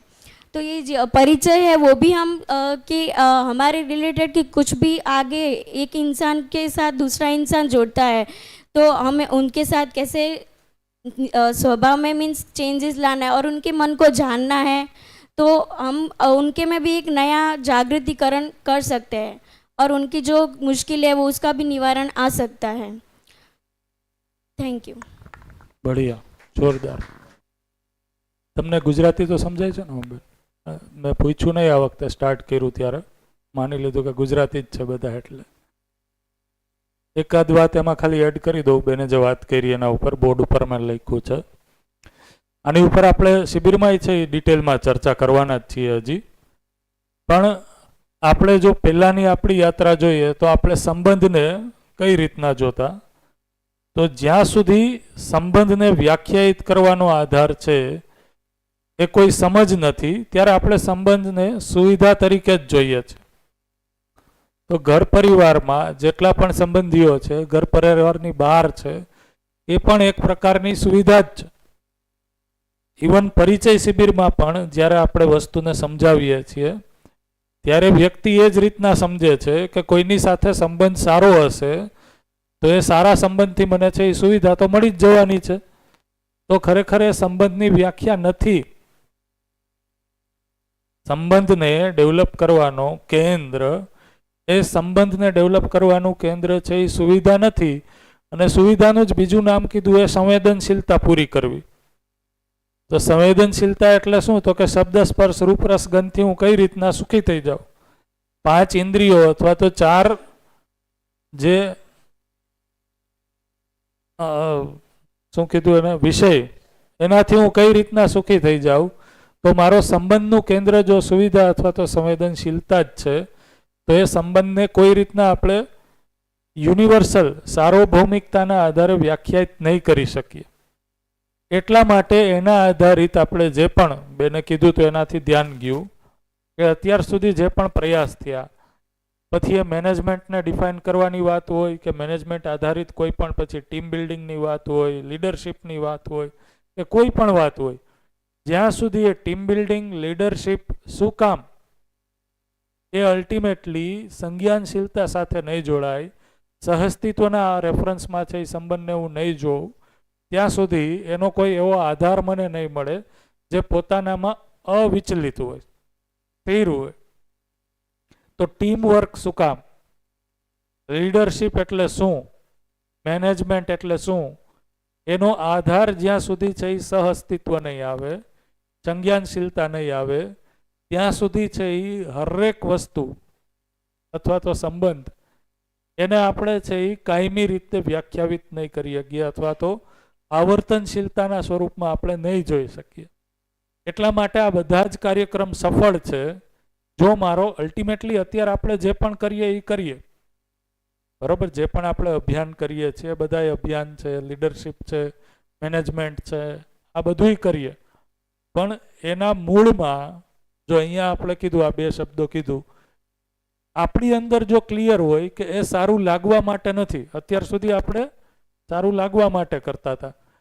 હવે જો હું કઈ રીતના અલ્ટિમેટલી આ પણ જે કામ કરું છું એનાથી સારું હોવા તરફ એનું હું ધ્યાન દોરી જાઉં. અત્યારે મારો કનેક્શન પોઈન્ટ છે એ કોઈ પણ હોઈ શકે, ઓર્ગેનિક ફાર્મિંગ હોઈ શકે, પ્લાસ્ટિક મુક્તિ હોઈ શકે, સાસુ વહુ વચ્ચે સંબંધ સારા થઈ જાય એ હોઈ શકે. પણ એ સંબંધ સંજ્ઞાનશીલતાની રોશનીમાં, એટલે કે સહઅસ્તિત્વ જે જ્યાં સુધી એનો આધાર નહીં હોય ત્યાં સુધી એ વ્યાખ્યાત નહીં થાય કે સાસુ વહુ સંબંધ એ જાગૃતિના અર્થમાં છે. ત્યાં સુધી એની જે તૃપ્તિ છે, સંબંધની તૃપ્તિ છે, એને ત્યાં સુધી નહીં પહોંચાડે જ્યાં સુધી આપણે પહોંચાડવું છે. તો અત્યારે આપણે જે પણ કામ કરીએ છીએ, આ હું શું કહું છું એ સમજાય છે ને બધાને? અત્યાર સુધી આપણે જે પણ પ્રયાસ કરીએ છીએ, કામ કરીએ છીએ, એ કરતા રહીએ. હવે એનો આધાર છે એ ચેન્જ થઈ જશે. તો કાર્ય પોતાનામાં છે એ કોઈ નેગેટિવ કે પોઝિટિવ વસ્તુ નથી. એની પાછળની મારી દ્રષ્ટિ છે, એ દ્રષ્ટિ હવે સંજ્ઞાનશીલતા સુધી પહોંચશે તો હું આગળ જતા મારા પ્રયાસ છે ને ત્યાં સુધી પહોંચાડીશ કે વ્યક્તિ છે એ કઈ રીતના એની અંદર પરિમાર્જન આવે કે હવે પોતે છે એ આ વસ્તુને ઇફેક્ટિવલી લીડ કરી શકે, કરી શકે. રાઈટ? ખૂબ સરસ. આની ઉપર તો આપણે પાછી એ ચર્ચાઓ કરવાના જ છીએ. ગિરીશભાઈને કંઈક કહેવું છે? ઇન શોર્ટ એમ થયું કે જે પણ છે જાગૃતિના અર્થમાં છે, મતલબ લક્ષ્ય જાગૃતિ છે. એનો મતલબ એમ થયો કે જેટલા પણ આપણે કોઈ પણ કાર્ય કરીએ, વ્યવહાર કરીએ અથવા XYZ જીવનમાં કંઈ પણ ઘટના ઘટે છે, એ દરેક ઘટના જાગૃતિ તરફ લઈ જવા માટેનું સ્ટેપ્સ જ છે. મતલબ કોઈ બી ઘટના, XYZ ઘટના, તો એ આપણને હંમેશા જો ધ્યાન લઈ જઈએ તો જાગૃતિની ડાયરેક્શન જ દર્શાવે છે.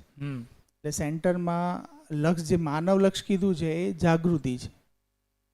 બરાબર છે ને? ઓકે. માનવ લક્ષ્ય જો આપણે દર્શનની ટર્મિનોલોજીમાં સટીક કહીએ તો સમાધાન, સમૃદ્ધિ, અભય, સહઅસ્તિત્વ છે. જીવન લક્ષ્ય છે એ જાગૃતિ છે. અને માનવ અને જીવન એટલે કે શરીર અને જીવન એ હંમેશા સહઅસ્તિત્વમાં છે જ. એટલા માટે જાગૃતિ પણ આપણે કહી શકીએ. સમજણ? હા, બોલો. આ જાગૃતિ, જો માનવ એટલે આ 2-3 પ્રશ્નો હતા જ આમાં મારા. હા. માનવ એટલે શરીર અને જીવનનું રાઈટ કોમ્બિનેશન, બરાબર? એનો યોગ. હવે જે જાગૃતિ શબ્દ બોલીએ છીએ અને માનવ સાથે કનેક્ટિવિટી છે કે જીવન સાથે? તમે બોલ્યા એ પ્રમાણે જીવન સાથે થઈ. તો જાગૃતિ શબ્દને જીવન સાથે જ કનેક્શન છે, માનવ સાથે નથી. ના, છે. કઈ રીતના છે તો કે આપણે દર્શનમાં 2 વસ્તુ આવે છે, બરોબર? કઈ કઈ આવે છે? એક આવે છે માનવ લક્ષ્ય. તો માનવ લક્ષ્ય શું કીધું? તો કે સમાધાન પોતાનામાં. આને જ કીધું જાગૃતિ. બરોબર? પરિવારમાં સમૃદ્ધિ અને સમાજમાં છે એ અભય અને પ્રકૃતિમાં છે એ સંતુલન અથવા તો સહઅસ્તિત્વ. તો જ્યારે માનવ છે તો એ માનવ હંમેશા છે એ શરીર અને જીવનના સહઅસ્તિત્વ સાથે જ છે. પછી એ ભ્રમિત સ્થિતિ હોય કે જાગૃત અથવા તો અવેર હોય. આપણે ભ્રમિત સ્થિતિમાં આપણે છે પોતાને સ્વયંને ખાલી શરીર માનીને જીવીએ છીએ. એટલે સંપૂર્ણ કાર્યક્રમ છે એ ક્યાં વયો જાય છે? સુવિધા અથવા તો સંવેદનશીલતાને તૃપ્ત કરવામાં. જ્યારે હું પોતાનું અધ્યયન શરૂ કરું છું અથવા તો મારું ધ્યાન જાય છે સૂચનાપૂર્વક, તો જેમ યોગેશભાઈએ શેર કર્યું એમ મારું ધ્યાન જાય છે કે હું ખાલી શરીર નથી, જીવન છું જ. તો જીવન અને શરીરના સહઅસ્તિત્વ સ્વરૂપે હું હંમેશા માનવ સ્વરૂપે જ છું. તો જે અધ્યયનની સ્થિતિ છે, અધ્યયનની ઘટના છે, એ ખાલી જીવનમાં થવાવાળી ઘટના નથી. અધ્યયનની જે ઘટના છે એ બહુ રેર એવી વિધિઓ છે, એને ઉપર આપણે અત્યારે નહીં જાય કે જે ખાલી જીવનની અંદર થશે, જીવન પોતે ખાલી કરી શકશે.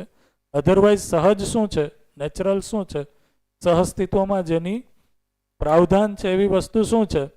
તો કે એવી વસ્તુ એ જ છે કે મારી અંદર અધ્યયન, જીવનની અંદર જે અધ્યયન થાય છે એ જીવન અને શરીરના સહઅસ્તિત્વ સ્વરૂપે જ થાય છે. એટલે કે માનવ સ્વરૂપે જ થાય છે.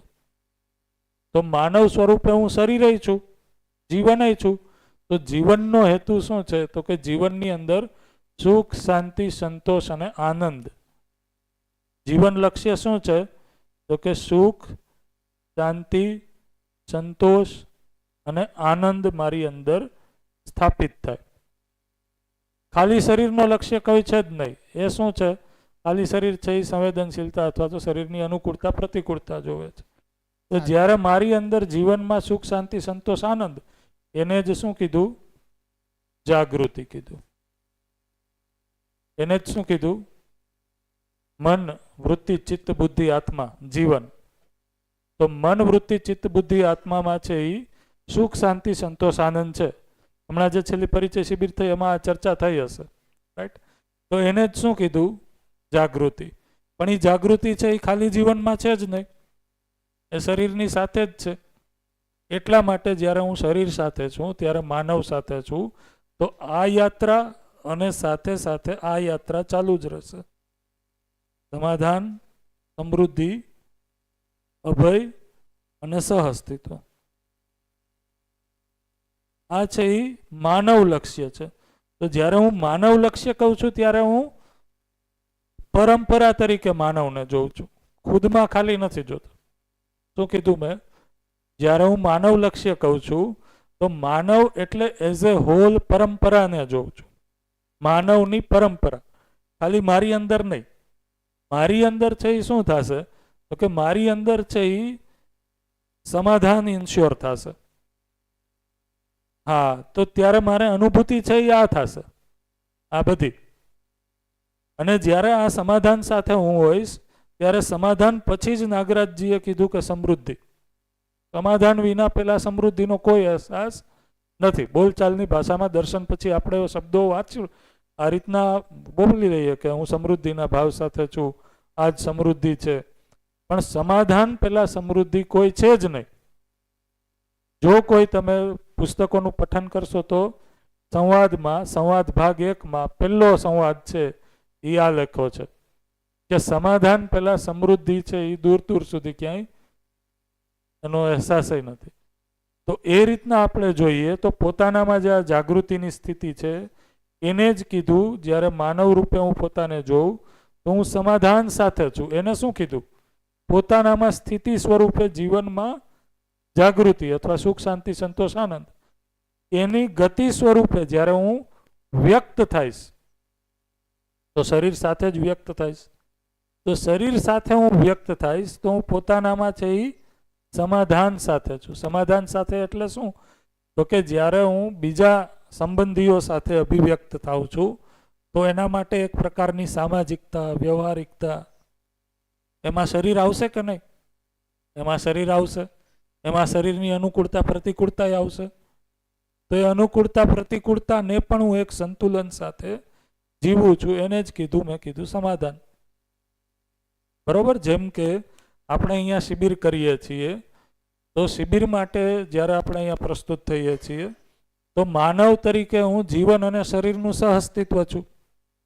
તો જીવનમાં છે આ વસ્તુ આવે એના માટે છે એને સુવિધાની કોઈ આવશ્યકતા નથી. પણ જ્યારે હું પોતાને માનવ તરીકે જોઉં તો શરીરના અર્થમાં છે કોઈ આવશ્યકતા છે. તો મારું અહીંયા બેસવાનું સુવિધાના અર્થમાં, વાતાવરણ સુવિધાના અર્થમાં, શરીરના અર્થમાં એવું હોય જેથી કરીને જીવનની અંદર આની ગ્રાહ્યતા બને. તો એના માટે અનુકૂળતા જોશે. તો એના માટે મારે વ્યવહારિક થવું જોશે કે નહીં? તો વ્યવહારિક થવું એમાં સમાધાન પક્ષ એ રીતના આવ્યો કે તો હું બેસવાની એવી વ્યવસ્થા કરીશ, બ્રેકની એવી વ્યવસ્થા કરીશ, ખાવા પીવાની એવી વ્યવસ્થા કરીશ, વાતચીતમાં હું એ માનવીય વ્યવહાર રાખીશ જેથી કરીને આની અંદર જે આ સ્થિતિ બનવાની છે એ સ્થિતિમાં શરીર માટે જે પણ અનુકૂળતા પ્રતિકૂળતા છે એ સહાયક થઈ જાય. તો એવી લક્ઝરી એ નહીં હોય કે જેથી કરીને અહીંયા જે કામ કરવાનું છે એ બંધ રહીએ અને સૂઈ ગયા આપણે, અથવા તો જ્યારે આવવું હોય ત્યારે બધા લોકો આવે, કોઈ નિયમો જ નથી. તો એક નિશ્ચિત પ્રકારના નિયમો હશે. તો એ અર્થમાં જ્યારે હું અહીંયા વાત કરું છું તો એ સમાધાન થાય. એના પછી સમૃદ્ધિ આવે છે પરિવારના લેવલ. પરિચય શિબિરમાં પારસભાઈ એવું હતું શબ્દોમાં કદાચ આમ બધું સિમિલર જેવું જ લાગે છે પણ જ્યારે માણસ સમાધાનિત થાય છે ત્યારે એના અંદર સુખ સ્થાપિત થાય છે. પછી પરિવારમાં સમૃદ્ધિ આવે છે ત્યારે શાંતિ આવે છે. સમાજમાં અભય થાય છે ત્યારે સંતોષ આવે છે. અને પ્રકૃતિમાં આ શિબિરમાં ચર્ચા થઈ હતી પરિચયમાં કે ભાઈ પ્રકૃતિમાં સંતુલન હોય ત્યારે મને આનંદની અનુભૂતિ થાય છે. રાઈટ. આમ રિયલમાં તો પ્રકૃતિ શબ્દ આવે એટલે ગુરુ મૂલ્ય થતું જાય છે એ બી ખ્યાલ આવે છે. સમાધાનથી સમૃદ્ધિ એ ગુરુ મૂલ્ય છે અને એનાથી પછી આગળ જાઓ એટલે મતલબ એનો વિસ્તાર વધતો જાય છે. રિયલમાં તો એક સ્વીકૃતિનું ડોમેન વધતું હોય એવી જ વાત છે કે ભાઈ પ્રકૃતિ એટલે એના અંદર સમાજ આવી જ ગયો. પ્રકૃતિ કંઈ અલગ વસ્તુ નથી. પ્રકૃતિમાં ચારેય અવસ્થા આવી ગઈ. ઉપરની 3 વસ્તુઓ કરી ત્યાં સુધીથી માનવની મતલબ માનવ સ્વયંમાં, પરિવારમાં, સમાજમાં ત્યાં સુધી માનવની જ વાત છે. પછી નીચે જે પ્રકૃતિ છે એના અંદર ચારેય અવસ્થા આવી જાય છે. તો રિયલમાં તો ડોમેન મોટું થતું જાય છે જેમ જેમ આગળ વધીએ છીએ એમ. એટલે આ સમાધાન સાથે સુખ ને સમૃદ્ધિ સાથે શાંતિ ને અભય સાથે સંતોષ ને એવી રીતે જોડી શકાય કે પછી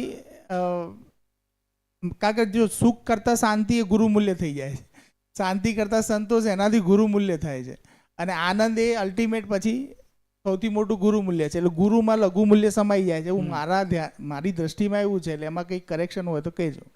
એના પછી પરમાનંદ છે.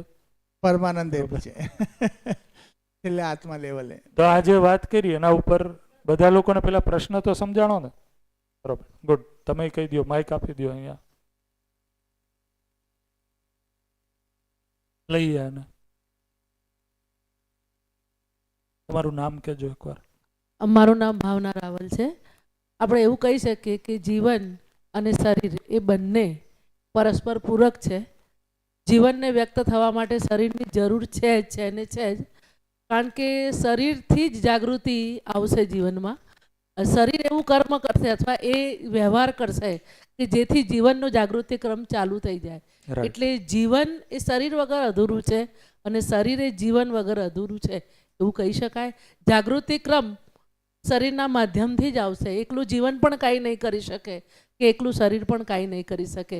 બંને સાથે હશે તો જ આ બધી વસ્તુઓ એ પોતે સાર્થકતા તરફ આગળ એને લઈ જઈ શકશે. એ તો એકદમ રાઈટ છે. એ તો સાચી જ છે. એમાં તો બધા લોકો એગ્રી જ કરે છે. રાઈટ. તો એકલા જીવનની જે છે એ ખાલી જીવન છે એ અભિવ્યક્ત નહીં થઈ શકે. એના માટે એને શરીર ધારણ કરવું જ પડશે. હવે જો ખાલી માનવ છે એ પોતાને શરીર માનીને જીવશે તો જીવનની જે મહાત્મા અથવા તો વૈભવ છે, મહિમા છે, એ અભિવ્યક્ત નહીં થાય. એ પશુ ચેતનામાં જ જીવશે તો એ પણ પૂરતું નથી. તો બેય વચ્ચેની, એટલા માટે જ કીધું કે સહઅસ્તિત્વવાદ, બેય વચ્ચેની, બેયની આવશ્યકતા, બેયની ઉપયોગિતા. તમારો પ્રશ્ન હજી બાકી જ છે, આપણે સાંભળી લઈએ. પારસભાઈ, હમણાં તમે કીધું કે સુખ, શાંતિ, સંતોષ, આનંદ એ સંપૂર્ણ મળી જાય ત્યારે આપણે જાગૃતિ અવસ્થામાં. પછી એના પરથી તમે એરો લઈને લીધું કે ત્યાં સમાધાન છે. એનો મતલબ કે પરિવારમાં, સમાજમાં અને પ્રકૃતિ એ બધી અવસ્થા સાથે જો આપણે જીવી શકીએ ત્યારે સંપૂર્ણ સમાધિત થયા કહેવાય અને ત્યારે સુખની પરિસ્થિતિ થાય. એનો મતલબ કે આ ચારે ચાર જો આપણે સંપૂર્ણ સમાધાનમાં આવી ગયા એનો મતલબ કે ચારે ચાર જે છે શાંતિ, સંતોષ, આનંદ એ પેરેલલ મળી જ જવાનું છે. એવું થયું? એ જ સમજવાનું છે. તો જે આપણે સમજ્યા અત્યાર સુધી. યસ, તમારે કંઈ કહેવું છે? ખાલી એટલી વાત કરું કે આપણે દર્શનની ટર્મિનોલોજી કહીએ તો જીવનની ક્ષમતા અને પૂર્ણતા પામવાની પ્યાસ છે. એ પ્યાસ જાગૃતિ રૂપે શરીર થકી થાય તો જીવન પરમાણુ રૂપે ગઠન પૂર્ણ થયો. તો ક્રિયાપૂર્ણતામાં શરીરની જરૂરત છે અને દર્શનમાં પ્રમાણ સિવાયની કોઈ વાત નથી. તો પ્રમાણિત કરવા માટે પણ શરીર જરૂરી છે.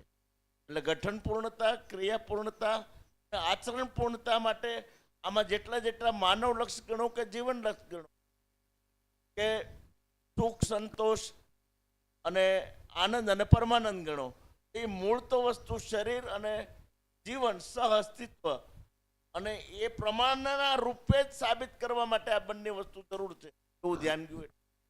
રાઈટ, બરોબર છે એકદમ.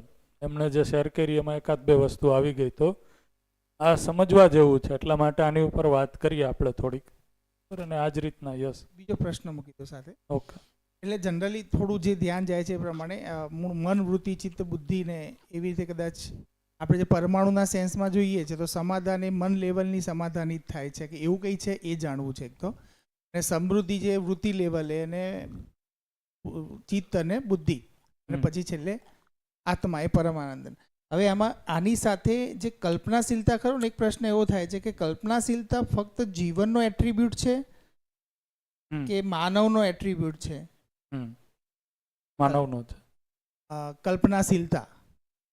તો જ્યારે જીવન સ્વરૂપમાં છે તો એની અંદર ઓકે કલ્પનાશીલતા એટલે આશા, વિચાર, ઈચ્છા, આ ત્રણનું જે સંયુક્ત અભિવ્યક્તિ છે એને કલ્પનાશીલતા કીધી. તો જીવનની અંદર ઓલરેડી આશા, વિચાર, ઈચ્છા છે જ. તો જે નિષ્કર્ષ આવે છે શરીર જ્યારે એ છોડે છે ત્યારે જે નિષ્કર્ષ આવે છે એ, અને એને ને કલ્પનાશીલતાને શું કનેક્શન છે? અને માનવ હોય ત્યારે કલ્પનાશીલતા હોય છે કે જીવનમાં પણ કલ્પનાશીલતા તો એના લેવલે હોય જ છે? રાઈટ.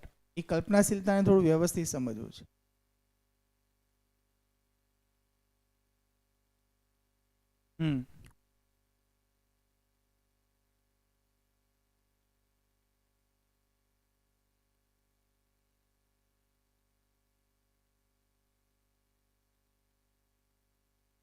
અહીંયા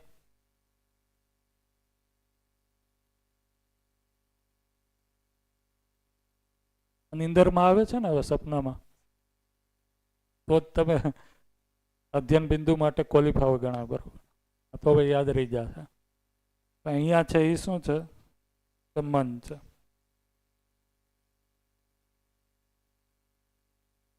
વૃત્તિ, બુદ્ધિ અને આત્મા. તો આપણી ઈચ્છા છે, તમારી કેટલી ક્વેરી હોય એ પ્રમાણે આપણે જોશું, પણ આપણી ઈચ્છા છે કે આપણે 1-1.5 દિવસ તો વ્યવસ્થિત આની ઉપર ચર્ચા થશે અધ્યયન બિંદુ શિબિરમાં, બરોબર ને? પછી જોઈએ તમારી ક્વેરી કેટલી છે. તો અહીંયા છે એ મનની અંદર થાય છે એને કીધું આશા, બરોબર? વિચાર. ચિત્તમાં છે એ ઈચ્છા, અને અહીંયા છે એ પ્રથમભરા અથવા તો આને સમજ પણ આપણે કહીએ છીએ, બરોબર? અહીંયા છે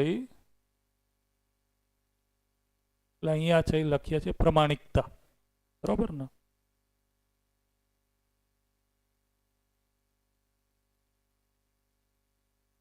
તો આ રીતના આપણે આને જોઈએ તો અહીંયા ઉપર જે છે આ છે એ શું છે? મનવૃત્તિ, ચિત્ત, બુદ્ધિ, આત્મા. એ ના, આ છે એ બલ છે. આ છે એ સ્થિતિ ક્રિયા છે. આ છે એ ગતિ ક્રિયા છે. આ છે એ શક્તિ છે, બરોબર? તો હવે જે અહીંયા મન અને વૃત્તિની વચ્ચે છે, મન અને વૃત્તિની કોમ્બિનેશનમાં આ રીતના આપણે જોઈએ. માનવ વ્યવહાર દર્શનમાં આ રીતના શબ્દ પ્રયોગ કર્યો છે, મન ઓર વૃત્તિ કે મધ્યમે, બરોબર? તો મન અને વૃત્તિ પૂર્વક છે એ અથવા તો એમની વચ્ચે જ્યારે તાલમેલ છે ત્યારે જે અનુભૂતિ છે એને કીધું સુખ, બરોબર? જીવનની અંદર આને કીધું શાંતિ, સંતોષ, અને આને કીધું આનંદ.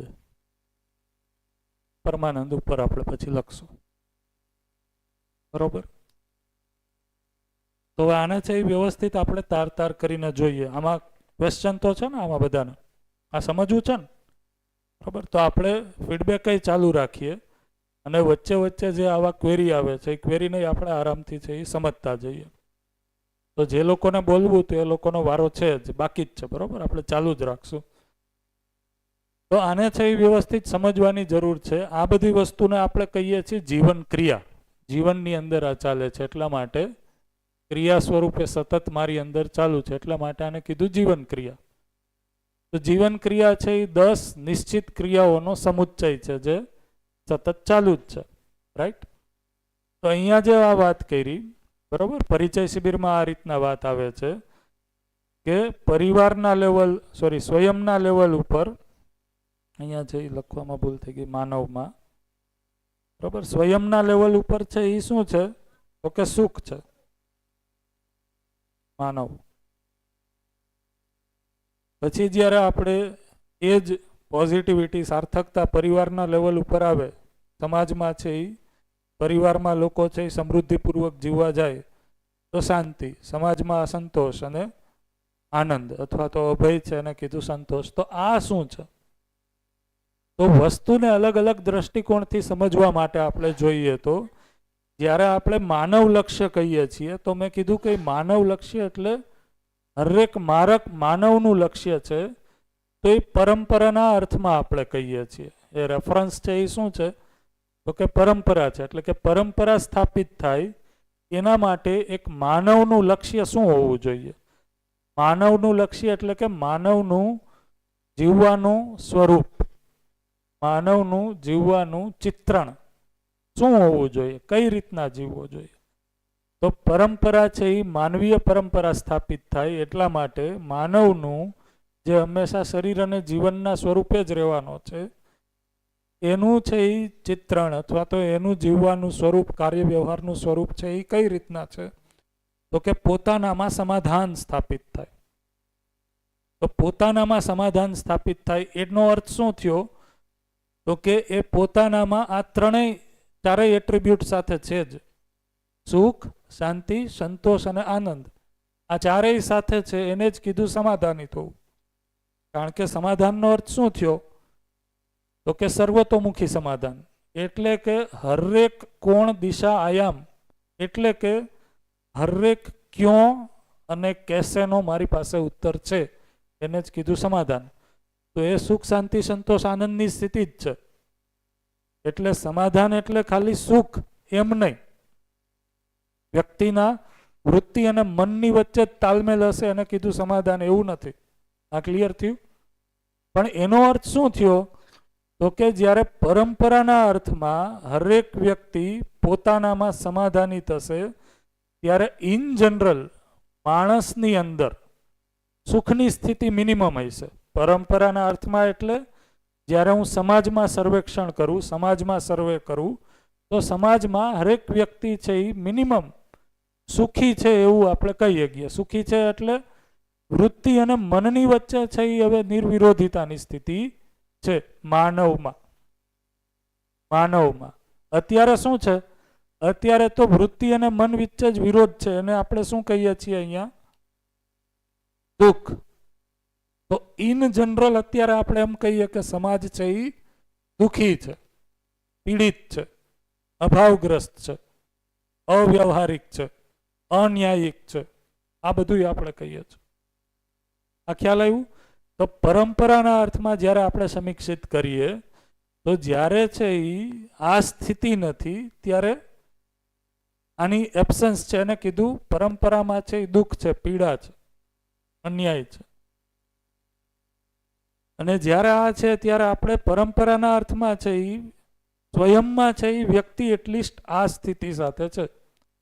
બરોબર? એનો અર્થ નિરંતર સુખી નથી હરેક વ્યક્તિ, પણ ઇન જનરલ છે એ સમાજમાં છે એ અફરાતફરી નથી, ગુનાખોરી નથી, અન્યાય નથી.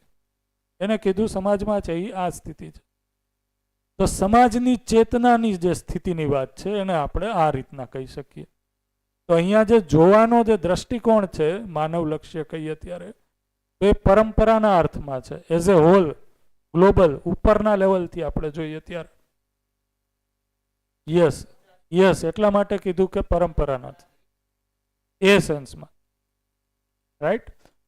એનાથી એ સમજાશે કે માનવની વ્યક્તિગત જાગૃતિ માટે, કારણ કે આનાથી એવો ફોલ્સ થઈ જાય, માનવની વ્યક્તિગત જાગૃતિ માટે, જીવનના લક્ષ્ય માટે પરિવાર, સમાજ કે અસ્તિત્વ છે એ ક્યાંય બાધક નથી. નહીંતર ઘણીવાર આ સેન્સ જાય. શું? તો કે મારી અંદર સુખ, શાંતિ, સંતોષ, આનંદ આવે એના માટે મારે શું કરવું પડશે? તો કે મારે પોતાને સમજવું પડશે, પરિવારને મારે સમજાવવું પડશે કે એમાં સમૃદ્ધિ લઈ આવવી પડશે, અને સમાજમાં જે છે એ મારે સંતોષજનક સ્થિતિ અથવા તો સમાજને મારે સમજતો કરવો પડશે, અને પ્રકૃતિમાં છે એ સંતુલન લઈ આવવું પડશે. ત્યારે છે એ હું વ્યક્તિ તરીકે પોતાની અંદર આ સ્થિતિ સાથે આવીશ. આ શું કહેવાની મેં ટ્રાય કરી? આ સમજાણું બધાને? કોને સમજાણું એકવાર કહે? કોને સમજાણું? યસ, માઇક આપો અહીંયા હેમાંગીબેનને. કારણ કે આ રીતના જ્યારે આપણે વાતચીત કરીએ છીએ ત્યારે એનું એક અર્થઘટન છે એ આવું વહી જાય કે મારી જાગૃતિ માટે છે એ મારે શું કરવું પડશે? તો કે એ બાધક છે આ બધી વસ્તુ. તો અહીંયા જ્યારે હું કામ કરીશ ત્યારે જ છે એ પોતાનામાં છે એ સુખ, શાંતિ, સંતોષ, આનંદ આવશે. કારણ કે મારા લેવલ ઉપર હું ખાલી કાશ કરીશ તો આ જ આવશે. આત્માથી તો હું બાકી રહી જઈશ. એવું નથી. મને એવું સમજાણું કે માનવી સમાધાનિત થઈ જશે તો સુખ, શાંતિ, સંતોષ, આનંદ એના અંદર આવી જ જશે એમ. આપણે એવું કહીએ કે મારે સમાધાનિત થવા માટે સમાજ અને પ્રકૃતિ એ બધા મને અડચણ અનુભવે છે, પરંતુ એવું ના થાય. કારણ કે માનવ છે, શરીર અને જીવન બંનેનું સંયુક્ત સ્વરૂપ છે. અને તમે જાગૃતિ કહ્યું તો એ માનવ અને શરીર અને જીવન બંનેને થઈને જ જાગૃત થશે. એટલે જીવન ક્રિયા જ્યારે આપણે અનુભવ થઈ જશું તો એ સમાધાનિત થઈ જશું. તો સમાધાનિત થઈ જશું એટલે સુખ, શાંતિ, સંતોષ, આનંદ પણ આપણી અંદર હશે જ. અને સમાધાનિત થઈ જશું પછી આપણે વ્યક્તિગત રીતે સમાધાનિત થઈ જશું પછી પરિવારમાં, સમાજમાં અને પ્રકૃતિમાં લાવી શકીશું. રાઈટ. હજી કોઈ કહી શકે સટીકતાથી મેં શું કીધું એ? યસ, માઇક એક અહીંયા આપો, એક પાછળ આપો.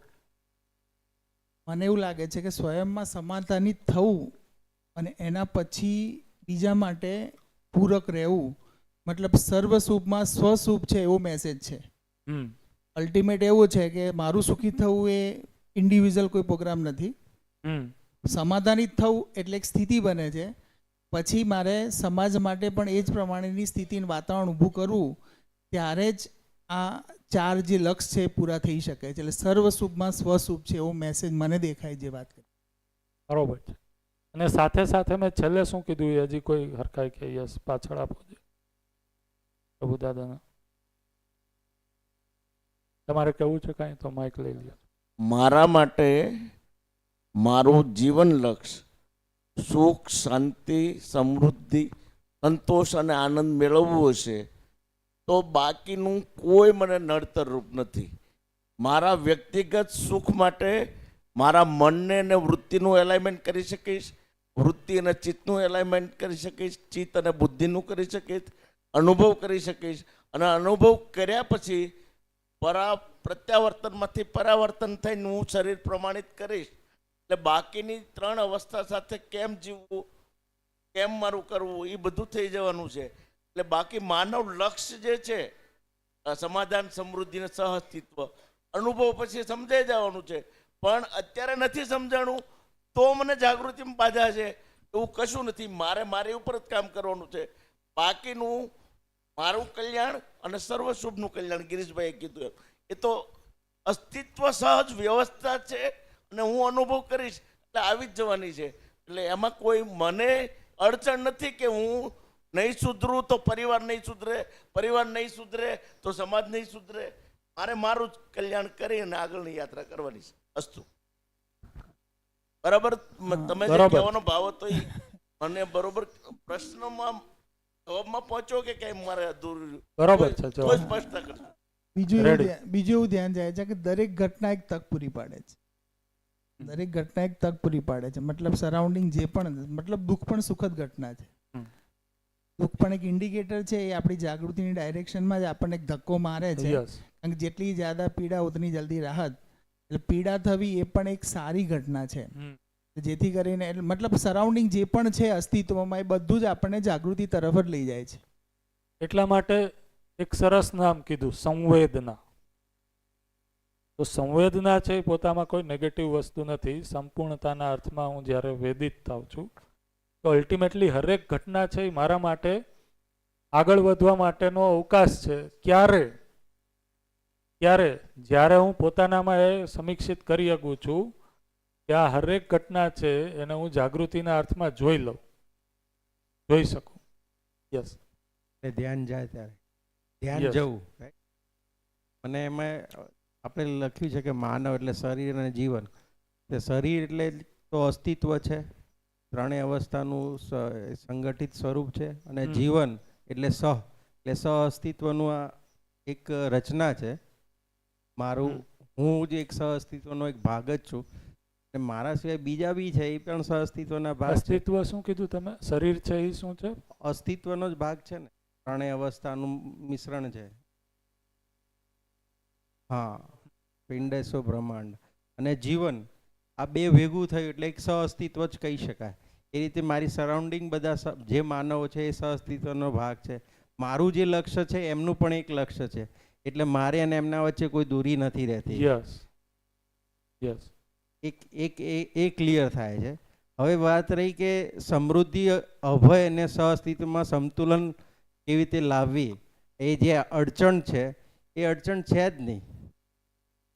જ્યારે હું મારામાં સમાધાનિત થઈશ અને એના માટે કોઈ, એ તો એકચ્યુઅલી આખું એ આપણને સપોર્ટ કરવાની એક ટૂલ્સ છે આપણા પાસે, એવું ધ્યાન જાય. એક્ઝેક્ટલી. તો અત્યાર સુધી આપણે જે રીત, હા કહી દો તમે. આટલું.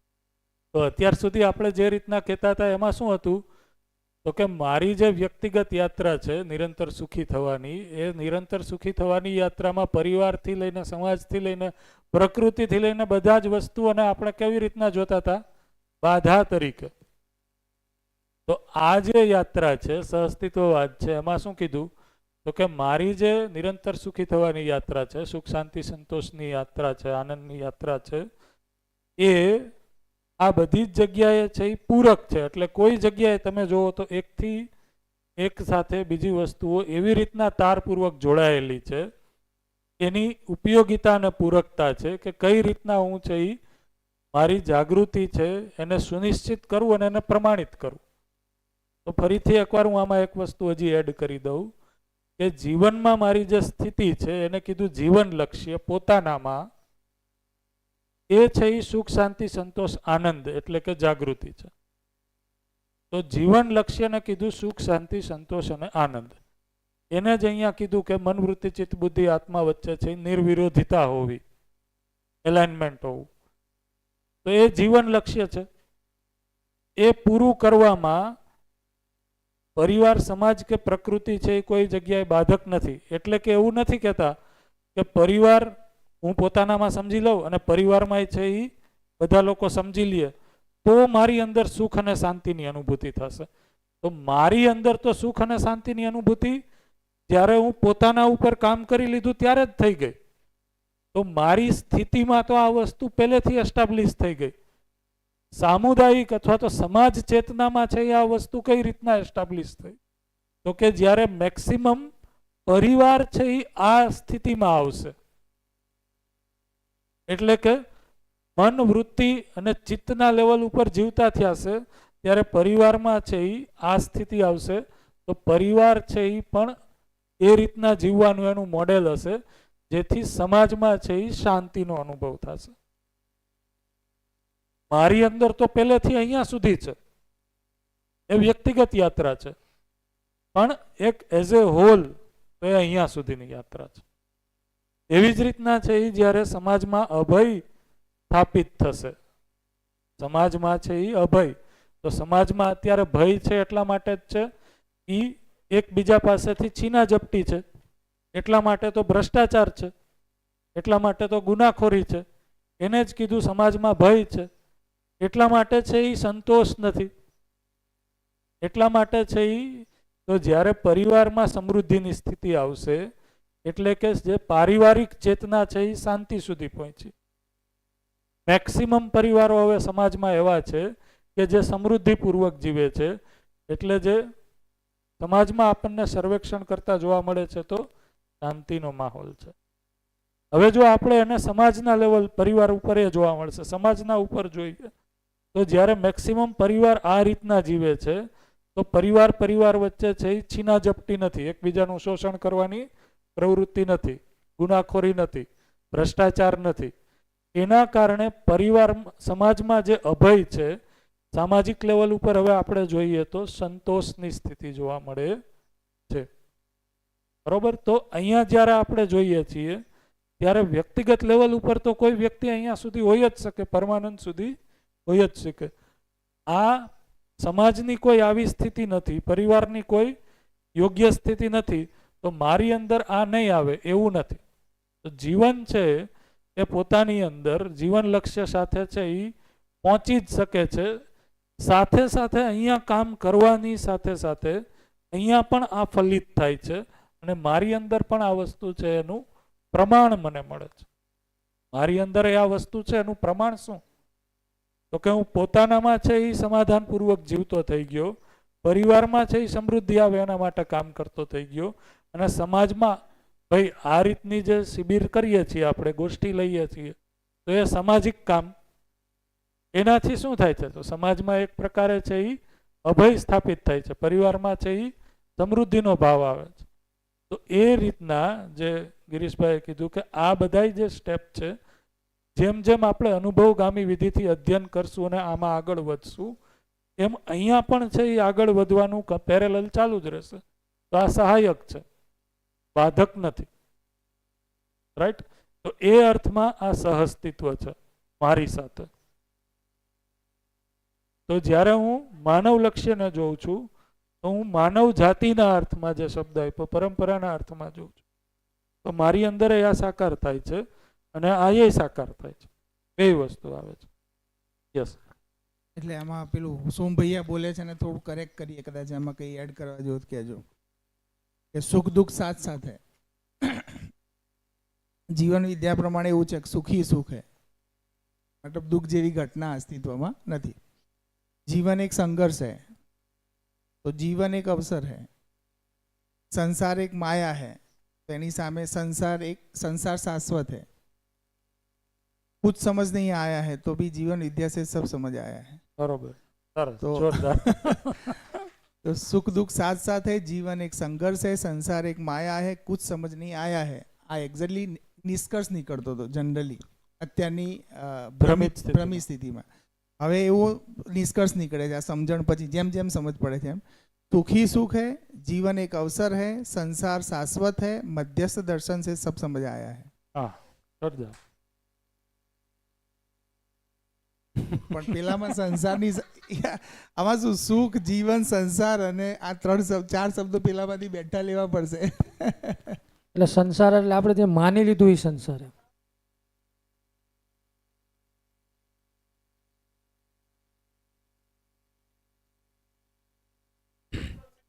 છે જ.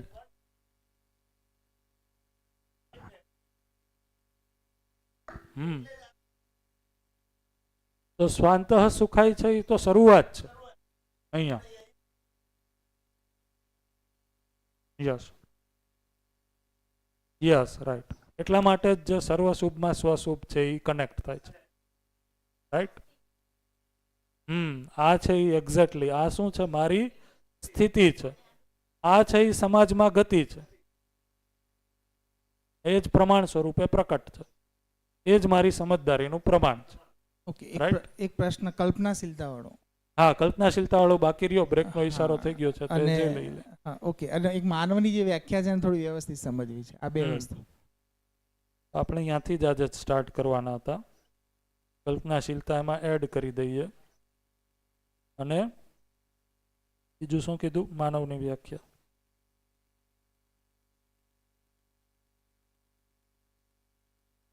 આને છે એ આપણે બ્રેક પછી લઈએ. અને જીવન ક્રિયાને તો આપણે લેવાના જ છીએ, બરોબર? એના ઉપર ચર્ચા કરશું ને એના પછી આપણે સહઅસ્તિત્વ છે એ લઈએ, અસ્તિત્વ લઈએ. રાઈટ? એ રીતના કન્ટિન્યુ ચાલુ કરીએ. અત્યાર સુધી બરોબર રહ્યું ચર્ચા? રાઈટ? બ્રેક પછી કેટલા વાગે મળવાનું છે કહી દો. 2:30. Okay okay, thank you. ફરીથી મળીએ.